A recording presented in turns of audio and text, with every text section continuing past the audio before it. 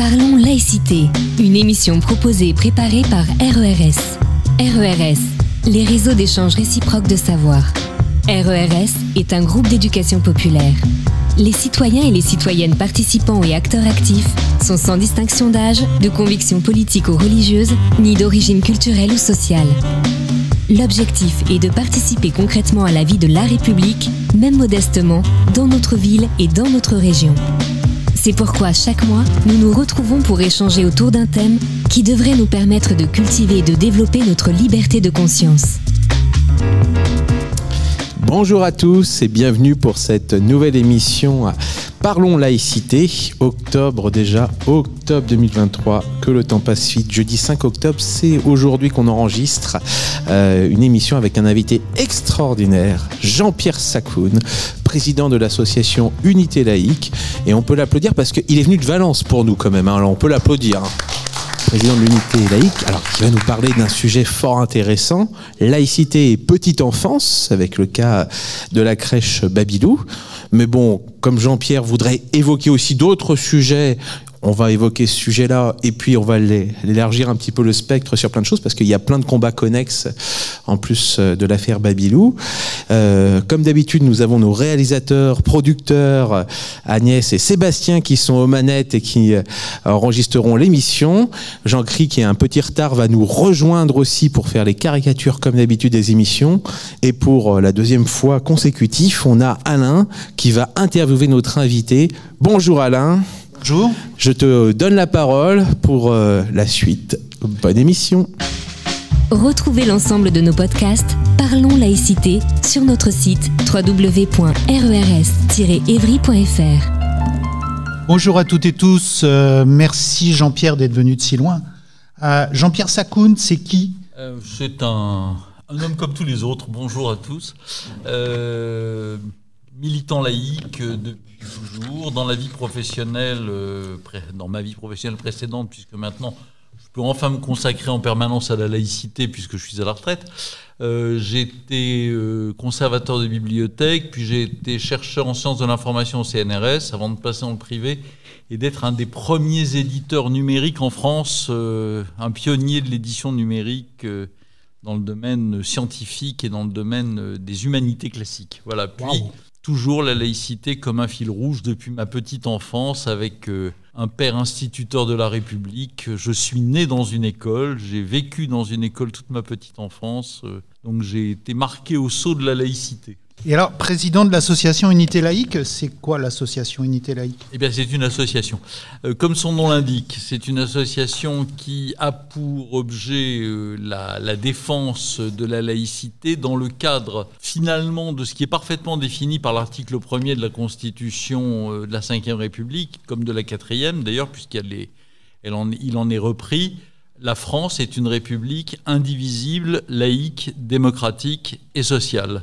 Et ces quatre termes constituent effectivement l'originalité de la démocratie française, de cette démocratie républicaine qui n'est pas exactement semblable au modèle dominant dans le monde, en Europe et dans le monde occidental, qui est essentiellement un modèle fondé sur le droit des individus, alors que le modèle républicain est fondé plutôt sur l'idée de l'émancipation collective, sur l'idée que c'est cette émancipation collective qui libère véritablement les individus et pas simplement les droits de chacun opposés aux droits des autres.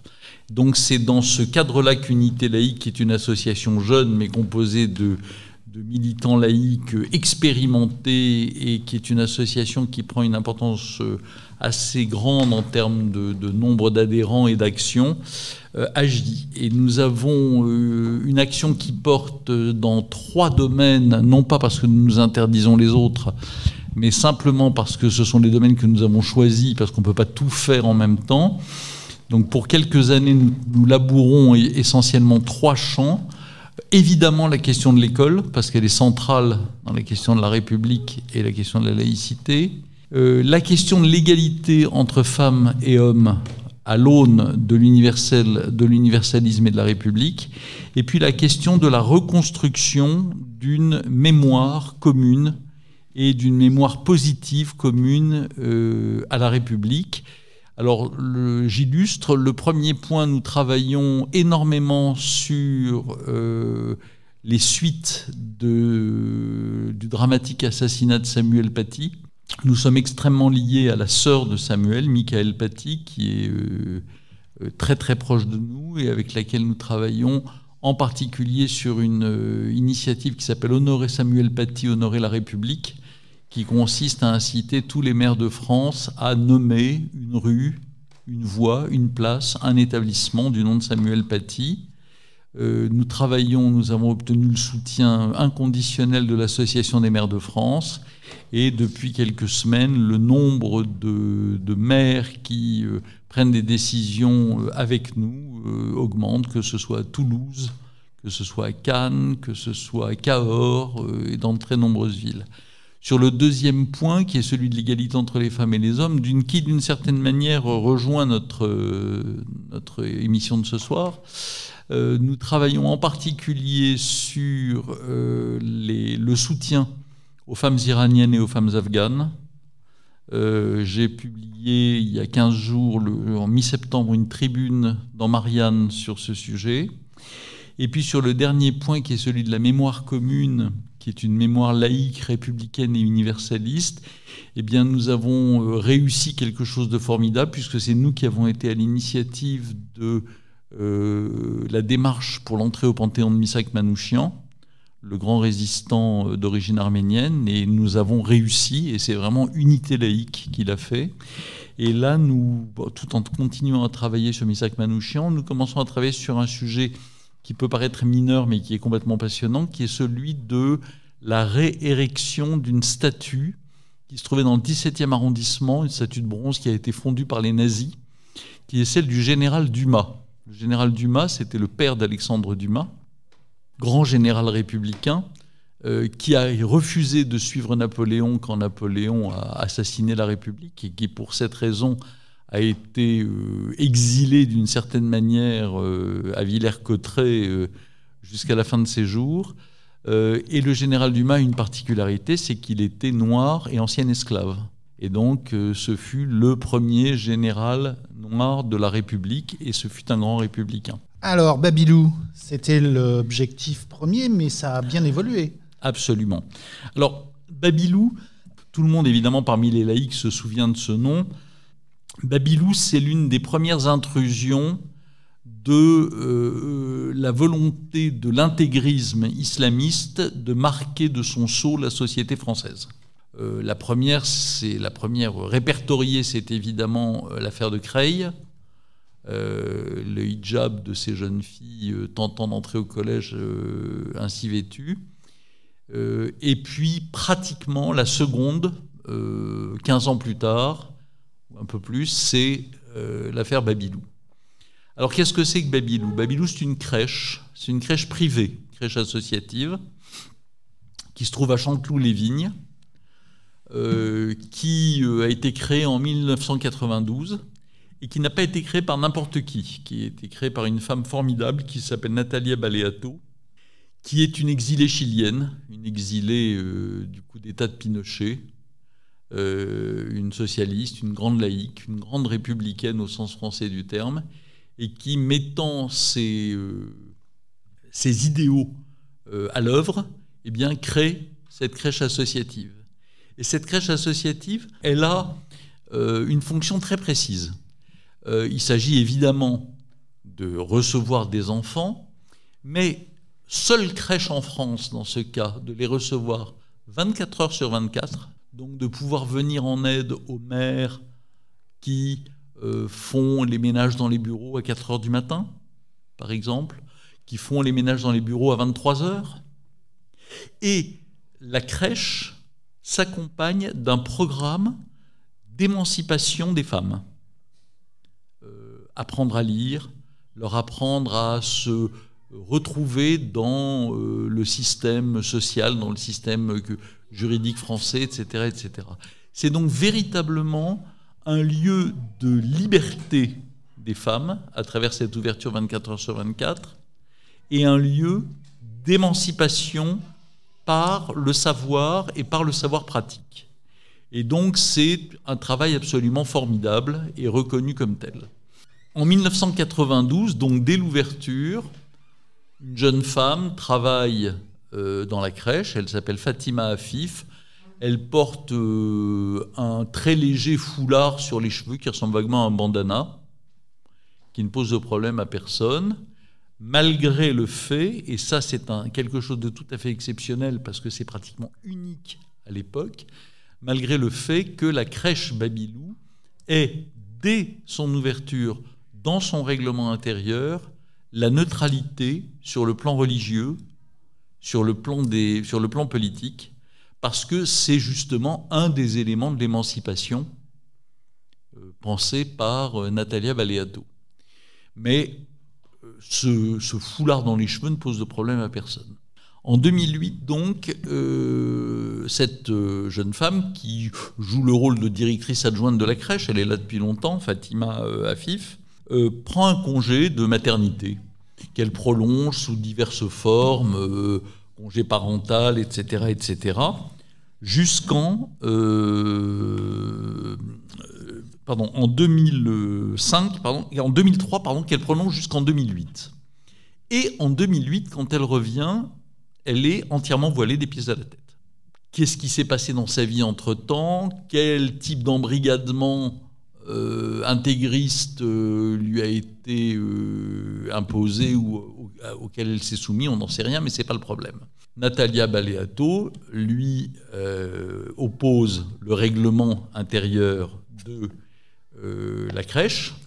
Donc, après diverses étapes, qui sont les étapes administratives classiques, la licencie. Et donc, Fatima Afif porte plainte. Et là, il va y avoir deux parcours différents qui vont brouiller les pistes. Il va y avoir un parcours judiciaire et il va y avoir un parcours médiatique, périjudiciaire. Le parcours judiciaire, il va être très simple. Il y a prud'homme. Les prud'hommes statuent en faveur de la crèche. Il y a appel. La cour d'appel de Versailles statue en faveur de la crèche. Il y a cassation. La cassation retourne le jugement. On repasse en appel, cour d'appel de Paris, statue, et c'est la chambre sociale de la cour de cassation. Et donc la deuxième cour d'appel statue en faveur de la crèche. Et il y a enfin retour en cassation, et là en assemblée plénière, et la cour de cassation statue en faveur de la crèche. Donc on peut dire qu'à part l'accident, ou le retournement de la première cassation, qui était totalement inattendu, le processus a été assez linéaire. Il y a eu un soutien permanent sur la nécessité de la neutralité, en particulier dans la mesure où il y avait un règlement intérieur très clair, par rapport à des agents qui ont une mission de service public et qui travaillent avec des enfants et avec leurs parents. Mais cette relative linéarité du processus un peu long mais classique dans la justice française est troublée par l'intervention de deux organismes publics non judiciaires qui vont, eux, prendre des positions différentes. La HALD qui va donner un avis favorable à l'employé. La HALD, c'est la Haute Autorité de lutte contre les discriminations et pour l'égalité. Donc, la HALD a pris cette position qui est venue troubler, évidemment, le processus judiciaire. Alors, c'est d'autant plus compliqué que la HALD a varié. C'est-à-dire, dans un premier temps, elle a pris position pour Fatima Afif, et dans un deuxième temps, elle est revenue sur sa position et a pris position pour la crèche. Et puis, c'est à l'occasion, on a tendance à l'oublier, mais c'est l'affaire Babylou qui déclenche la création de l'Observatoire de la laïcité en 2013. On est à la fin du processus judiciaire. À l'époque, la question de la laïcité est traitée dans le cadre du Haut Conseil à l'intégration et François Hollande ravive cette idée d'un observatoire de la laïcité qui a été de fait créé sous Sarkozy, mais qui n'a pas été mis en place. Et c'est lui qui le met en place, et dès cet instant, et je vais être extrêmement brutal, et dès cette première affaire, l'Observatoire de la laïcité n'a qu'une idée en tête, c'est semer la confusion dans le monde de la laïcité, avec messieurs Bianco et Cadenne qui vont s'en donner à cœur joie pendant 10 ans. Et évidemment, il commence par l'affaire Babilou, en prenant des positions mi-chèvre, mi-chou totalement incompréhensibles, et en laissant tout le monde dans une sorte d'expectative, mais la justice a tranché. Une fois que la justice a tranché, il ne reste aux avocats de Fatima Afif qu'à se tourner vers la justice européenne, la Cour de justice européenne ou la Cour européenne des droits de l'homme. Ils ne le font pas. Ils ne le font pas parce qu'ils savent que, en matière de laïcité, les cours européennes sont à l'époque, comme elles le restent encore aujourd'hui, très favorables à la subsidiarité, c'est-à-dire qu'on renvoie vers le pays et vers les lois du pays. Donc ils savent qu'ils n'ont pratiquement aucune chance. Alors c'est paradoxal, parce que les mêmes cours, lorsqu'il s'agit d'un pays comme l'Autriche, qui, dans sa législation, par exemple, reconnaît le blasphème, eh bien ces cours, lorsqu'il s'agit d'un citoyen autrichien, reconnaissent la condamnation pour blasphème. Mais à partir du moment où on est en France et que notre constitution est laïque, eh bien ces cours jugent toujours dans le sens de la laïcité, puisque c'est la loi du pays. Donc ils ne vont pas auprès des cours européennes et ils se tournent vers ce machin dont on vient encore d'entendre parler, qui est le Conseil des droits de l'homme de l'ONU. Je le dis presque avec le sourire, puisque ce Conseil des droits de l'homme est dirigé, entre autres, par l'Arabie saoudite, l'Iran et l'Afghanistan. C'est des droits de l'homme qui jugent donc de la liberté des femmes, par exemple, et qui tensent régulièrement la France pour son attitude vis-à-vis des femmes. Ça fait rigoler, mais ça fait moins rigoler quand on sait que ce soft power a des effets. Il a des effets à moyen et à long terme.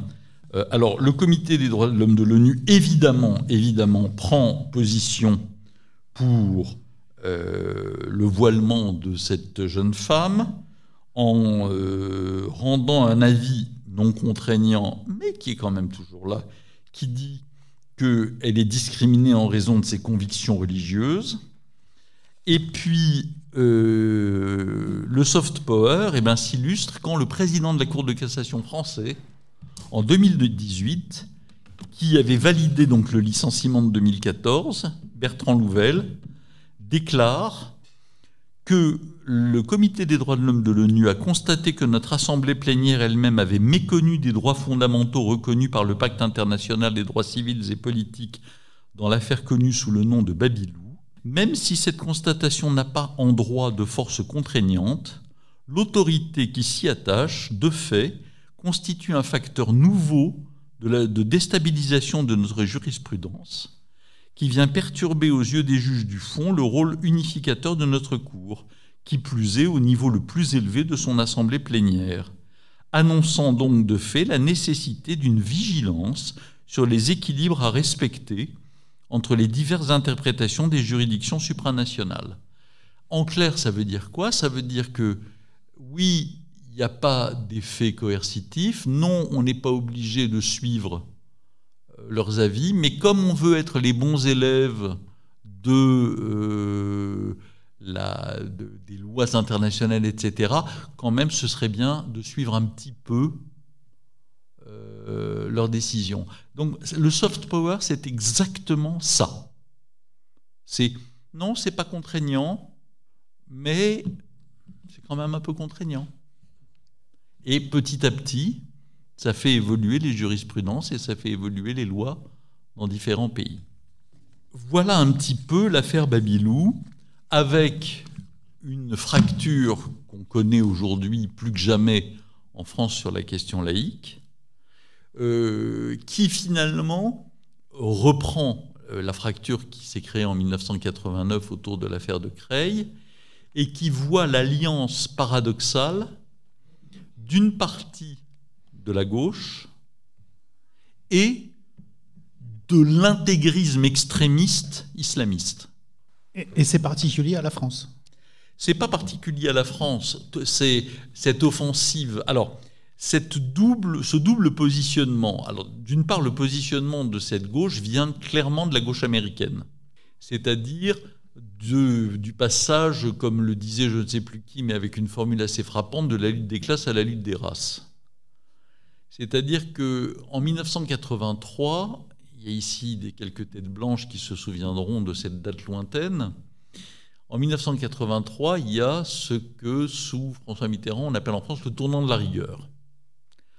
Le tournant de la rigueur, c'est le moment où François Mitterrand change de Premier ministre et, d'une certaine manière, admet implicitement que le programme commun, ou ce qu'il en reste, et le programme socialisant ne tiennent pas devant la réaction néolibérale en matière économique, et que donc il faut renoncer à cette vision sociale ou socialisante du monde pour adopter une position d'adaptation vis-à-vis du modèle néolibéral. C'est à ce moment-là qu'on voit toutes ces grandes émissions sur l'argent avec Tapi, etc., etc. Mais c'est aussi à ce moment-là où le Parti socialiste se pose la question de savoir comment continuer à mobiliser, en particulier la jeunesse, sur ces programmes. Et cette mobilisation, elle se fait avec le passage de la notion d'assimilation à celle d'intégration. Elle se fait avec « touche pas à mon pote ». Elle se fait avec le droit à la différence, ce qui est, en termes philosophiques, le contraire absolu de toute la tradition française, qui est justement le droit à l'indifférence et à l'indifférenciation. Et donc se met en place progressivement une politique en France qui est une politique de la différence et de la communauté, renforcée par le soft power idéologique américain qui est fondé sur cette idée des communautés et des différences, et qui vient rencontrer dans une sorte de chemin commun les premières tentatives islamistes d'imposer leur présence dans l'espace public, en particulier par le voilement des femmes. Le voilement des femmes, dans toutes les offensives, dans toutes les tactiques islamistes, c'est la première étape. C'est l'étape fondamentale. Si on voile les femmes, ça veut dire qu'on reprend le pouvoir sur les femmes, et ça veut dire qu'on marque la séparation vis-à-vis du reste de la société. Et 2005-2008 avec Babylou n'est que la suite de ce qu'on a connu en 1989 avec Creil. En 1989, qu'est-ce qui se passe? Il y a du testing. Alors, soyons clairs, pendant longtemps, on n'a pas cru qu'il y avait une volonté réelle, stratégique de pression sur la société. Aujourd'hui, on l'a tous compris, y compris même les services secrets français. Quand on a vu les dernières notes en 2022 sur l'apparition brutale de l'abaya et du camis dans les écoles, ça n'est pas un hasard. Ça vient bien d'un travail collectif qui est globalement mené par les frères musulmans dans toute l'Europe. Pourquoi en France en particulier? Parce que la France, c'est la mère des batailles. Les autres pays européens, comme je le disais d'ailleurs au début de mon exposé quand je parlais d'unité laïque, les autres pays du monde occidental sont des pays dans lesquels la culture dominante est celle du communautarisme, de la reconnaissance de la communauté religieuse ou ethno-religieuse comme un des éléments constitutifs de la société. Donc, dans ces pays-là, je dirais qu'ils rentrent comme dans du beurre. La France est le seul pays démocratique du monde occidental qui présente un modèle totalement différent, qui est le modèle de la laïcité, c'est-à-dire, comme je le disais, de l'indifférenciation, où on dit à chacun, tu as tous tes droits, mais tu as tous les devoirs, Et ton devoir de citoyen, c'est d'arriver à dépasser l'essentialisation qui est la tienne pour travailler pour le bien commun. Et tu as ce privilège extraordinaire d'être comme les autres. Et donc d'avoir les mêmes droits, les mêmes devoirs, l'égalité la plus parfaite avec les autres, quels qu'ils soient, sous une loi commune, la liberté de conscience et la volonté d'émancipation. Après, tu en fais ce que tu veux. Mais ça, c'est le cœur. Et ce cœur-là, il est complètement différent de celui de la quasi-totalité des autres pays démocratiques d'Europe et du monde occidental. Et donc, la France est d'une certaine manière un caillou dans la chaussure, en particulier, par exemple, de l'Union européenne. La France est un empêcheur de danser en rond dans ce domaine. On le voit très bien avec, par exemple, la question de l'enseignement du fait religieux à l'école. Cette affaire ne naît pas n'importe comment. Elle naît à la suite des revendications de l'Union européenne de 1998 et des textes de l'Union européenne de 1998, indiquant que la religion est un des éléments constitutifs du lien social. Et que donc la religion doit trouver sa place dans l'école. Et paf, 2 ans après, on a le rapport de Bray. Il ne vient pas par hasard. Il vient pour adapter la France aux résolutions européennes. Et donc, les officines islamistes, grosso modo, et pour simplifier, la mouvance des frères musulmans, il y a aussi les salafistes, même s'ils poursuivent le même but, ne le poursuivent pas de la même manière. Donc, ceux qui sont actifs sur le plan politique, ce sont bien les frères musulmans. La mouvance des frères musulmans, en s'attaquant à la France, c'est que c'est la mère des batailles. S'ils passent là, ils ont gagné. Et donc, quand en 1989, l'affaire de Creil est lancée par eux, ils s'attendent à une bataille qui va durer 30 ans. Et là, et qu'ils ne sont pas sûrs de gagner. Divine surprise, si j'ose dire, Jospin leur dit « bon, ben d'accord ». Et, excusez-moi d'être grossier et brutal, mais il nous a mis dans la merde pour 50 ans. Parce qu'en faisant ça, il a ouvert la porte à une sorte de volonté de revendication galvanisée par cette victoire au cœur de la République, c'est-à-dire dans l'école de la République, qui est de faire tomber la laïcité. Et on n'en est pas sorti. On est toujours dans les suites de 89. Je crois que vous en avez parlé il n'y a pas très longtemps, mais 89, derrière, il faut 15 ans, jusqu'en 2004, pour sortir de l'ambiguïté, pour sortir de la confusion, avec une période pendant laquelle on ne sait plus quoi faire. Il y a des collèges qui l'acceptent, des lycées qui l'acceptent, des collèges et des lycées qui ne l'acceptent pas. Il y a des recommandations, parce que ce ne sont pas des décisions, mais des recommandations contradictoires du Conseil d'État. On ne sait plus où on en est. Il faut la commission Stasi en 2003 et la loi de 2004 pour sortir de cette ambiguïté. De la même façon que la circulaire interdisant le camis et l'abaya qui vient d'être prise nous a permis beaucoup plus vite de sortir de cette même ambiguïté qui avait été mise en place par M. Papendiaï sur le thème « c'est au chef d'établissement de décider ». Enfin, c'est une impossibilité absolue sur le plan pratique. Eh bien, Babylou, c'est la même chose. Et il ne faut pas oublier que dans Babylou, il se joue aussi quelque chose d'important. Babylou, comme je vous l'ai dit, c'est une crèche qui a pour objectif de faciliter la vie des femmes qui travaillent et de les aider à s'émanciper. C'est très exactement le programme strictement inverse de celui des islamistes. Et donc, faire tomber Babylou, c'est aussi envoyer un signal qui est « il n'est pas question que vous veniez émanciper nos femmes », et pour ce qui concerne l'ensemble de l'action sociale dans les cités, dans les quartiers, c'est nous qui allons nous en occuper et certainement pas une femme laïque, comme Natalia Baleato.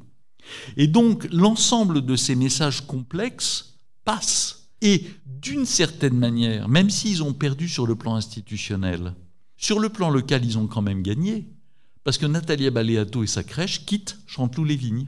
Parce que c'est plus possible, parce qu'ils sont en but à tous les dangers. Et Natalia Baleato va rouvrir sa crèche quelques kilomètres plus loin, à Conflans-Sainte-Honorine. Mais ils ont bien quitté Chanteloup-les-Vignes.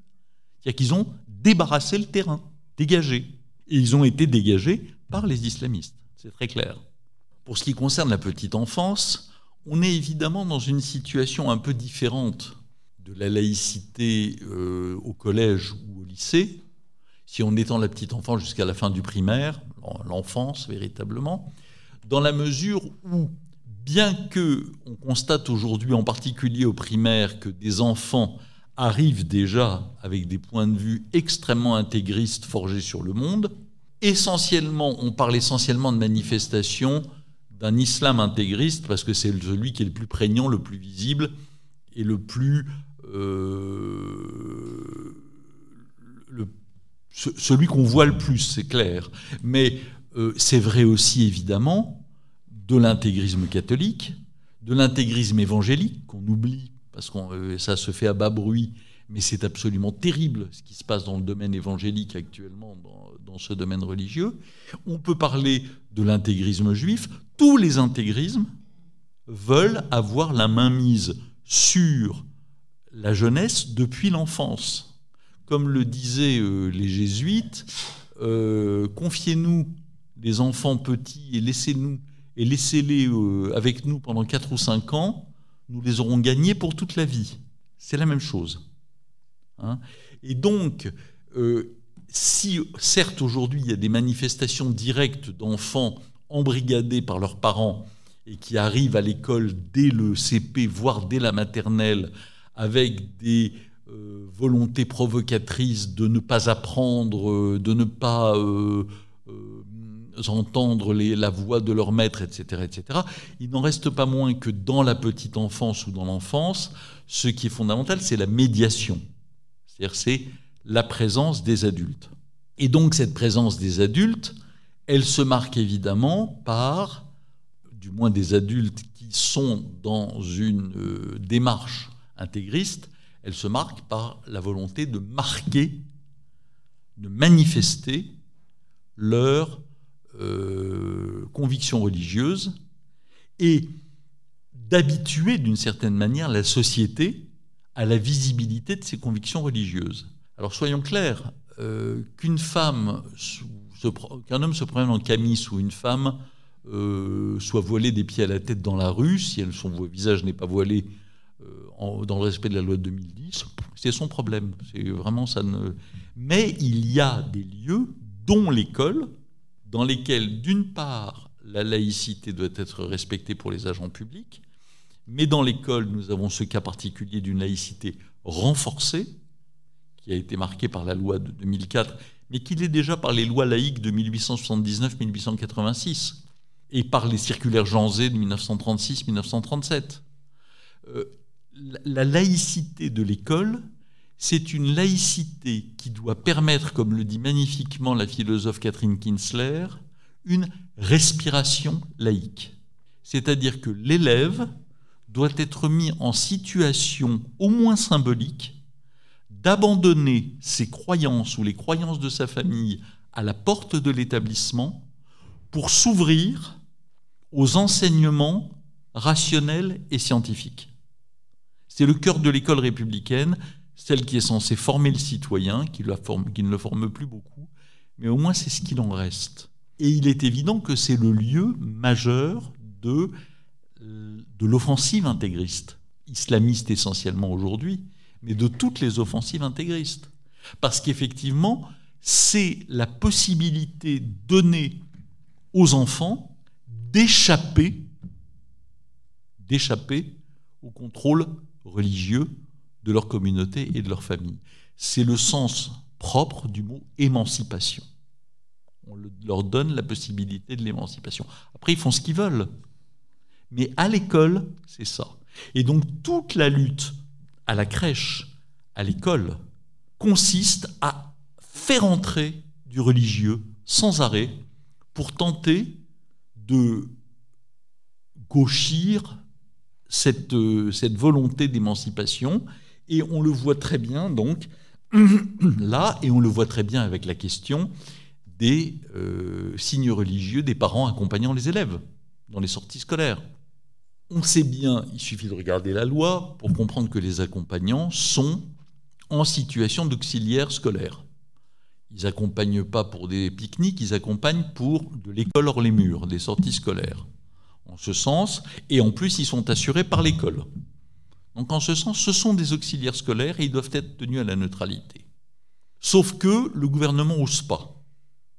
Et même la loi de 2021, renforçant le respect des principes républicains, fait de la dentelle dans la mesure où elle, dans son article 1er, elle édicte que toutes les personnes en situation de service public ou de service public délégué sont tenues à la neutralité, sauf les parents accompagnateurs. Parce qu'on n'ose pas aller jusqu'au bout du principe républicain. Ce qui veut dire, si l'école c'est la mère des batailles, ça veut dire aussi qu'on a besoin d'enseignants qui soient bien formés. C'est complètement contraire quelque part à ce qui se passe aujourd'hui avec le recrutement un peu fast-food que l'on voit un peu partout. Alors, il y a plusieurs problèmes. Il y a le recrutement que tu appelles fast-food à juste titre, c'est-à-dire ces recrutements hallucinants d'enseignants en une demi-heure d'entretien, en particulier dans l'Académie de Paris-Créteil-Versailles, qui est celle qui est la plus déficitaire. Mais il y a aussi la question de la formation des enseignants. L'éducation nationale, l'éducation nationale est le seul ministère qui s'est départi de la formation professionnelle de ses fonctionnaires. Les militaires sont formés dans des écoles militaires, les directeurs d'hôpitaux et les inspecteurs de la santé publique à l'école de la santé publique à Rennes, les inspecteurs des impôts à l'école des impôts à Clermont-Ferrand, etc., etc. Les officiers de l'armée de l'air à l'école de l'air à Salon-de-Provence, les instituteurs et les professeurs des écoles et des professeurs, eh bien, sont formés à l'université. Plus dans les écoles normales, et plus par un corps de formateurs spécifiques destinés à les former. Et cette évolution qui a vu disparaître donc les écoles normales et, pour ce qui concerne l'enseignement secondaire, les stages longs d'une année, etc., avec des professeurs, formateurs, etc., est une évolution qui est liée effectivement d'une certaine manière, à la volonté de révolutionner l'école et de passer d'une école des savoirs à une école des savoir-faire, des savoir-être, des savoirs ce qu'on veut, sauf des savoirs. Et on voit le résultat. Le résultat, ce sont des enseignants qui n'ont plus conscience de la mission publique qui est la leur, et qui donc confondent aujourd'hui, pour beaucoup d'entre eux, militantisme et enseignement, et qui refusent, par exemple, d'appliquer certaines directives de leur ministère. C'est inimaginable, mais c'est le cas. Parce que dans l'université, ils sont formés par des spécialistes de sciences de l'éducation, des gens qui n'ont jamais foutu les pieds dans une classe, des gens qui sont spécialisés dans des spécialités extrêmement baroques, mais pas beaucoup sur la transmission des contenus, et qui ont donné lieu, sous l'égide du plus grand d'entre eux, qui est Mérieux, à l'ensemble des évolutions qu'on a vues depuis 40 ans, qui ont mené la formation des maîtres où elle en est. Et donc, effectivement, il y a la question des recrutements et de la catastrophe qu'a représenté la non-indexation des salaires des enseignants pendant je ne sais combien d'années, en tout cas bien plus de 10 ans, qui fait que le salaire des enseignants s'est effondré. Des conditions d'enseignement qui, du fait de ce qu'on vient de dire sur le refus de transmettre les savoirs, de considérer que l'élève doit co-construire son savoir avec le maître, des trucs qui, si on prend la moindre distance, ne tiennent pas debout, mais qui sont devenus la doxa de l'éducation nationale, on ne trouve plus d'enseignants. Et donc non seulement on n'en trouve plus, mais quand on en trouve, on les déforme plutôt que les former. Et donc c'est vrai qu'on a un problème fondamental dans l'école. On en voit les résultats. Malgré toutes les tentatives d'enfumage, toutes les enquêtes démontrent que le niveau s'effondre en français, que le niveau s'effondre en mathématiques, qui sont les deux piliers, que le niveau s'effondre en orthographe. Mais on n'en tire pas les conséquences parce que ce serait trop grave. C'est le déni au sens le plus strict du terme. Ce serait trop grave. Ça demanderait de revenir sur 40 ans de politique et d'accepter de reconnaître que le roi est nu. Nous sommes très loin des hussards de la République. Il faudrait peut-être un électrochoc, et que l'électrochoc consisterait à rétablir, pour les enseignants, certains d'entre vous vont hurler, peut-être, le serment à la République. Quand on est un fonctionnaire de la République, quand on est un fonctionnaire d'une véritable démocratie, parce que la France n'est pas un enfer dictatorial, eh bien, on applique la loi. Et on pourrait solennellement prêter serment de l'appliquer. Ça se passait quand, ça ? Ça se passait pas d'ailleurs, mais c'était tellement. Si vous voulez, quand on construit une société se construit sur un implicite partagé. C'est d'ailleurs l'une des grandes forces des intégristes qui cherchent à s'engouffrer à s'insinuer dans toutes les failles ou les contradictions secondaires des lois et de la société. C'est que vous ne pouvez pas répondre sans cesse par la loi, la circulaire, le décret. On en arrive à des empilements de textes qui ne fonctionnent plus parce qu'ils paralysent entièrement le fonctionnement. Donc, ce qui fait fonctionner une société, c'est un implicite. L'implicite républicain a été dominant pendant un siècle, à peu près comme l'implicite laïque. Aujourd'hui, justement parce que l'école qui était le creuset du citoyen républicain en France, qui était le lieu où le citoyen français apprenait son métier de citoyen, selon le très beau titre du livre de l'historien de l'Antiquité Claude Nicolet, grand républicain, qui avait écrit un livre magnifique qui s'appelle « Le métier de citoyen dans la Rome républicaine », eh bien, il y a un métier de citoyen dans la France républicaine. Et ce métier de citoyen, il s'apprenait à l'école. Et le citoyen se construisait dans l'école. Et on n'avait pas besoin de serment parce que l'ensemble du corps des enseignants publics était d'accord pour aller dans ce sens. Et il est clair qu'il y a une chose dont on n'a pas parlé, mais qui est cruciale dans, j'ose utiliser le mot, l'effondrement de l'école républicaine aujourd'hui, c'est bien entendu la loi Debré de 1959, qui a été la bombe à fragmentation, c'est-à-dire le financement public de l'école privée, suivi de toutes les lois qui n'ont fait qu'augmenter ce financement, qui a été la bombe à fragmentation qui a largement contribué à détruire l'école publique en 60 ans. On le voit très bien aujourd'hui. Donc si vous voulez, d'une certaine manière, le serment deviendrait une sorte d'obligation parce qu'on ne partage plus cet implicite républicain et qu'il faut le rappeler à ceux qui sont censés l'appliquer. Est-ce que on a entendu beaucoup de choses venir de l'Alsace, du Concordat, donc. Est-ce qu'il y a une particularité, outre liée à l'islamisme, une attaque particulière sur l'Alsace ? Alors c'est très compliqué l'Alsace parce que je parlais d'une bombe à fragmentation qui est la loi Debré. L'autre grande bombe à fragmentation depuis 1920, c'est évidemment le Concordat. C'est-à-dire ce moment où la chambre réactionnaire élue après la guerre 14-18, qui se débarrasse de Clémenceau, ce grand républicain et ce grand laïc, décide, comme une sorte de vengeance des catholiques contre la République, de laisser, sous un prétexte discutable, l'Alsace-Moselle dans le cadre, non pas, on a tort d'appeler ça concordat parce que c'est pas véritablement un concordat. Ça date de 1806, ce sont les religions reconnues. C'est d'ailleurs pour ça que la loi de 1905 dit « ne reconnaît aucun culte ». C'est qu'elle fait référence très précisément au décret napoléonien de religion reconnue. Donc en Alsace, l'Alsace-Moselle étant passée sous domination allemande 35 ans avant la loi de 1905, et n'ayant fait retour à la France que 13 ans plus après la loi de 1905, eh bien, l'Alsace-Moselle vit sous la loi des religions reconnues de Napoléon. Et Et d'ailleurs, parce qu'on est dans l'Empire allemand, c'est-à-dire dans un système impérial dans lequel on reconnaît à des provinces des lois spécifiques, des lois particulières. Et donc, en 1918-19, eh bien, on met le ver dans le fruit en laissant ces lois avoir force et vigueur en Alsace-Moselle.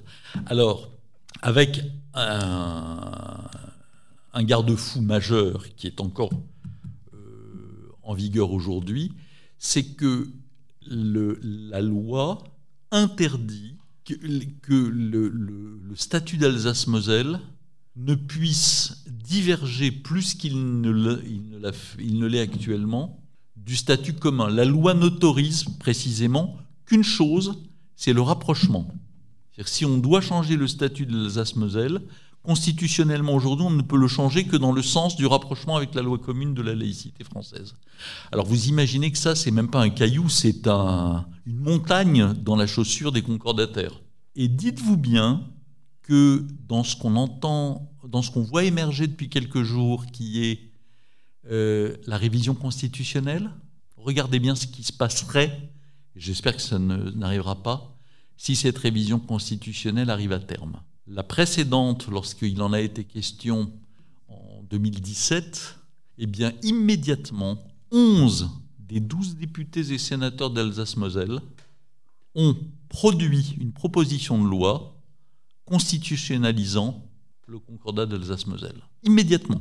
Donc on sait à quoi on doit s'attendre si on va vers cette modification constitutionnelle. Et le gouvernement en avait accepté le principe, avant qu'on renonce à la modification de la Constitution. Et donc aujourd'hui, dans l'Alsace-Moselle, évidemment, l'islam ne faisait pas partie des religions reconnues. Et il y en a 3. Il y a le protestantisme, le catholicisme, le judaïsme. Et donc, c'est compliqué, parce que les Alsaciens mosellans sont bien conscients de la poussée islamiste. Mais en même temps, ils sont coincés par leurs propres lois. Et j'avais écrit il y a un an et demi, avec le sénateur Pierre Ouzoulia, sénateur communiste qui vient d'être élu vice-président du Sénat après sa réélection il y a quelques jours, un article dans Marianne que je me permets de vous conseiller, qui s'appelle un concordat, l'islam a un concordat clandestin en Alsace-Moselle. C'est assez complexe, donc je ne vais pas rentrer dans l'explication du mécanisme, mais je vous conseille de tenter de retrouver cet article que vous trouvez en ligne, parce qu'on montre très bien comment le gouvernement actuel se sert de l'Alsace-Moselle, d'une part pour tenter d'intégrer l'islam au concordat alsaco-mosellan, et d'autre part pour créer un concordat clandestin dans toute la France avec l'islam. Oui, l'Alsace-Moselle est un vrai problème. Et l'Alsace-Moselle, c'est 2 choses. C'est la religion et c'est le droit local, ce que les Alsaco-Mosellans appellent le droit local. C'est-à-dire, en termes sociaux, ils profitent des lois rhénanes prises sous Bismarck et qui sont relativement favorables. Et évidemment, le jeu de tous les défenseurs du concordat, c'est de dire, regardez, ils veulent démanteler vos lois sociales. Ce n'est pas du tout vrai. On peut parfaitement continuer à avoir en Alsace-Moselle les lois sociales en ramenant les Alsaco-Mosellans à la loi commune en matière de laïcité. Depuis que les cours de religion ne sont plus obligatoires dans les écoles d'Alsace-Moselle, en Moselle, ça s'est totalement effondré. Il n'y a plus que 1% des enfants qui suivent les cours. Et en Alsace, ça s'est totalement effondré, même si c'est dans des proportions moindres. Ça démontre bien que ça n'a plus aucune validité. Mais c'est un moyen, comme la loi Debré, de faire prospérer le ver dans le fruit. Il nous reste 5 minutes avant de laisser la parole au public. Est-ce que, d'après tout ce que tu peux nous dire, est-ce que nous sommes encore dans une société laïque ? Il y a la forme et puis il y a le fond. Alors paradoxalement, on n'est plus que jamais dans une société laïque, mais ce sont les institutions laïques qui sont en danger. La laïcité, en fait, c'est 4 choses. La première, celle qui est le chapeau de tous les autres, celle qui domine tous les autres, c'est la volonté politique. Fernand Braudel a institué l'idée de ce temps long de l'histoire qui traverse les sociétés sans même qu'elles s'en rendent compte. Ce pays, ce territoire, la France, est marqué à jamais par les guerres de religion. À la fin du XVIe siècle, en France, qui était l'un des pays les plus peuplés du monde, ce qui est resté jusqu'en 1800, il y avait à peu près 16 à 20 millions d'habitants. C'est-à-dire à peu près la moitié des habitants de l'Europe, pour vous donner une idée. À la fin des guerres de religion, il y avait eu 2,5 millions de morts, directs et indirects, soit par les massacres, soit par les famines, soit par la guerre. Donc les guerres de religion, de la même façon que la guerre de 30 ans a marqué le territoire germanique, les guerres de religion ont marqué ce pays pour toujours. Et la laïcité n'est que la lointaine conséquence de cette idée qu'il faut séparer le religieux du politique, parce que quand le religieux est dans le politique, alors on court à la catastrophe et on court au massacre. Donc ça, c'est le chapeau. Et puis ensuite, la laïcité, c'est 3 autres choses. C'est d'abord la laïcité au sens le plus strict du terme, et ça nous ramène au début de notre réflexion commune, c'est la laïcité scolaire. La première fois que le mot laïcité apparaît dans la loi française, c'est bien avant la loi de 1905, c'est les lois dont je parlais tout à l'heure, les lois Ferry-Goblet de 1879-1886, qui instaurent l'école laïque et républicaine et qui donc instaurent le principe de laïcité dans l'école, c'est-à-dire l'école émancipatrice. C'est parce qu'il y a ces 2 générations de Français formés à l'école de la République que la loi de 1905 peut être votée. Et ça, c'est la 2e étape, c'est la séparation. Donc laïcité scolaire, séparation. Et la 3e étape, pour revenir à ce que tu dis, c'est celle qui est la moins palpable, mais la plus évidente, c'est la sécularisation de la société. C'est-à-dire que la laïcité, contrairement à ce que ses adversaires qui se disent ses alliés et qui mettent des adjectifs derrière le mot laïcité, disent, la laïcité, ça n'est pas simplement un principe de neutralité, c'est un principe politique actif, c'est une volonté utopique d'émancipation de la société. Et en ce sens, on a réussi. On est l'un des pays les plus libres, les plus émancipés et les plus distants vis-à-vis de la religion civile, dans lesquelles, effectivement, les gens peuvent être croyants, mais c'est leur problème et certainement pas le problème de la société. Donc oui, la société française est profondément laïque, et on le voit dans tous les sondages, dans toutes les enquêtes. Alors, question subsidiaire. La question, c'est, nos gouvernants le sont-ils ? Voilà. Et nos institutions vont-elles continuer à l'être longtemps ? Le personnel politique français est-il laïque ? Il ne l'est plus beaucoup. Il ne l'est plus beaucoup parce que le personnel politique, grosso modo, a été formé depuis une quarantaine d'années par une école qui elle-même s'est énormément affaiblie en termes de transmission des valeurs citoyennes portées par la laïcité. Et il s'inscrit, ce personnel, dans une vision du monde très univoque, qui est une vision libérale, et une vision fondée sur les principes européens qui sont très proches de la vision anglo-saxonne communautariste. Et donc pour le personnel politique français, pour une grande partie du personnel politique français, la laïcité est devenue une variable d'ajustement au même titre que le reste. Elle n'est plus le principe fondamental. Et j'en finirai là avant que des questions éventuelles me soient posées. Unité laïque, notre objectif, c'est de servir à ça. C'est-à-dire que finalement, ça fait 40 ans que nous, les laïcs républicains, nous supplions les politiques de bien vouloir se réemparer de la question laïque. Et ça ne marche pas. Ça ne marche pas justement parce qu'ils ne savent plus ce que c'est, ou très cyniquement, ils s'en servent pour affirmer leur xénophobie à l'extrême droite, ou pour d'autres objectifs dans d'autres partis. Et encore une fois, c'est une variable d'ajustement, c'est-à-dire si à un moment l'opportunisme de la nécessité, de la possibilité de prendre le pouvoir demande qu'on mette la laïcité en veilleuse, ils mettront la laïcité en veilleuse. Nous faisons le pari d'être capables de reconstituer en France au début du XXIe siècle ce qu'a pu être la Ligue des droits de l'homme au début du XXe siècle. Ce qu'elle n'est plus, mais ce qu'elle a pu être. C'est-à-dire un mouvement où il y avait des centaines de milliers d'adhérents. le jour où Unité laïque aura 200 000 adhérents, comme en avait la Ligue des droits de l'homme en 1936, eh bien le président d'Unité laïque, et j'espère que ce sera moi, ça veut dire qu'au moins on sera allé assez vite, pourra aller voir le président de la République en lui disant maintenant vous arrêtez ou on va vous pourrir la vie. On va vous pourrir la vie parce qu'on en a les moyens, parce qu'on a l'accès aux médias, parce qu'on a le nombre, parce qu'on a la capacité de diffusion. Donc même si ça ne vous plaît pas, vous allez être laïque. Mais tant qu'on n'est pas capable, on demande aux politiques de s'emparer de la laïcité, ça n'a pas marché. Maintenant, c'est à nous de nous emparer des politiques, en les obligeant à revenir au principe de laïcité et peut-être en leur faisant comprendre que c'est la voie vers la liberté et l'émancipation. Mais ça, c'est à nous tous de le faire. Parlons laïcité. RERS Évry-Centre-Essonne propose une formation Valeurs de la République et laïcité.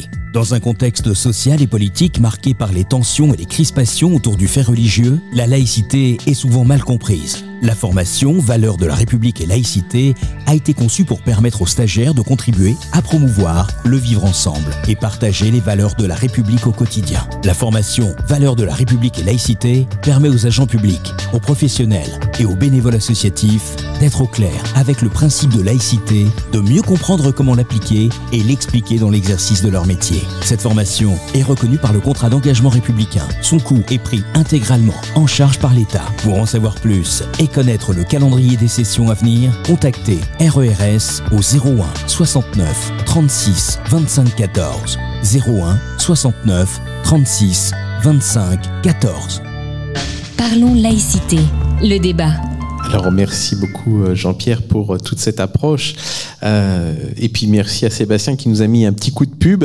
Voilà, c'est la première fois qu'on se permet de mettre un petit peu de pub sponsorisé par nous-mêmes pour la formation Valeurs de la République et laïcité qui permet vraiment la concorde universelle. C'est vraiment ça qui est tout à fait essentiel. On va passer au débat, donc vous levez la main et puis je vous amène le micro. Merci pour cette vision systémique, historique, géographique, juridique de l'état de la laïcité en France. J'ai deux points qui m'ont particulièrement interpellée. J'ai été moi-même institutrice spécialisée.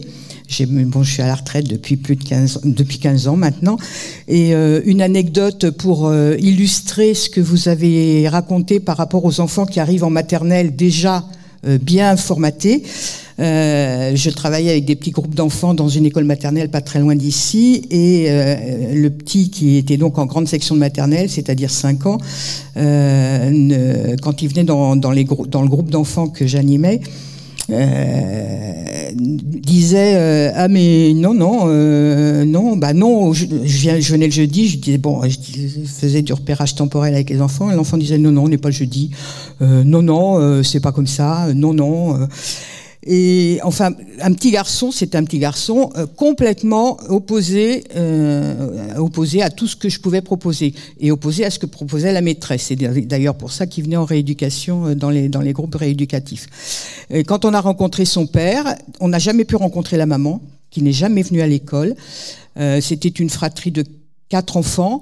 Autant que je me souvienne, quand on a vu le papa est arrivé et il a mis la tête sur la tête de son fils, la main sur la tête de son fils et il lui a dit maintenant tu vas écouter maîtresse Catherine et maîtresse Christiane et il y a quelqu'un qui te surveille là-haut, hein, tu le sais. Bon. Moi, j'ai arrêté de travailler avec l'enfant parce que, justement, l'émancipation, c'était vraiment pas, j'y arrivais pas, là, hein. Et les autres enfants, en plus, ne comprenaient pas ce qui se passait. Ça, c'est la première chose. Par rapport à la formation des enseignants, moi, j'ai une super formation à l'éducation nationale, hein. Je peux avoir, avec tout ce que j'ai fait, d'ailleurs, à l'époque, on avait demandé une reconnaissance de Bac+7, qu'on n'a jamais eu évidemment, mais enfin bon, c'est pas grave.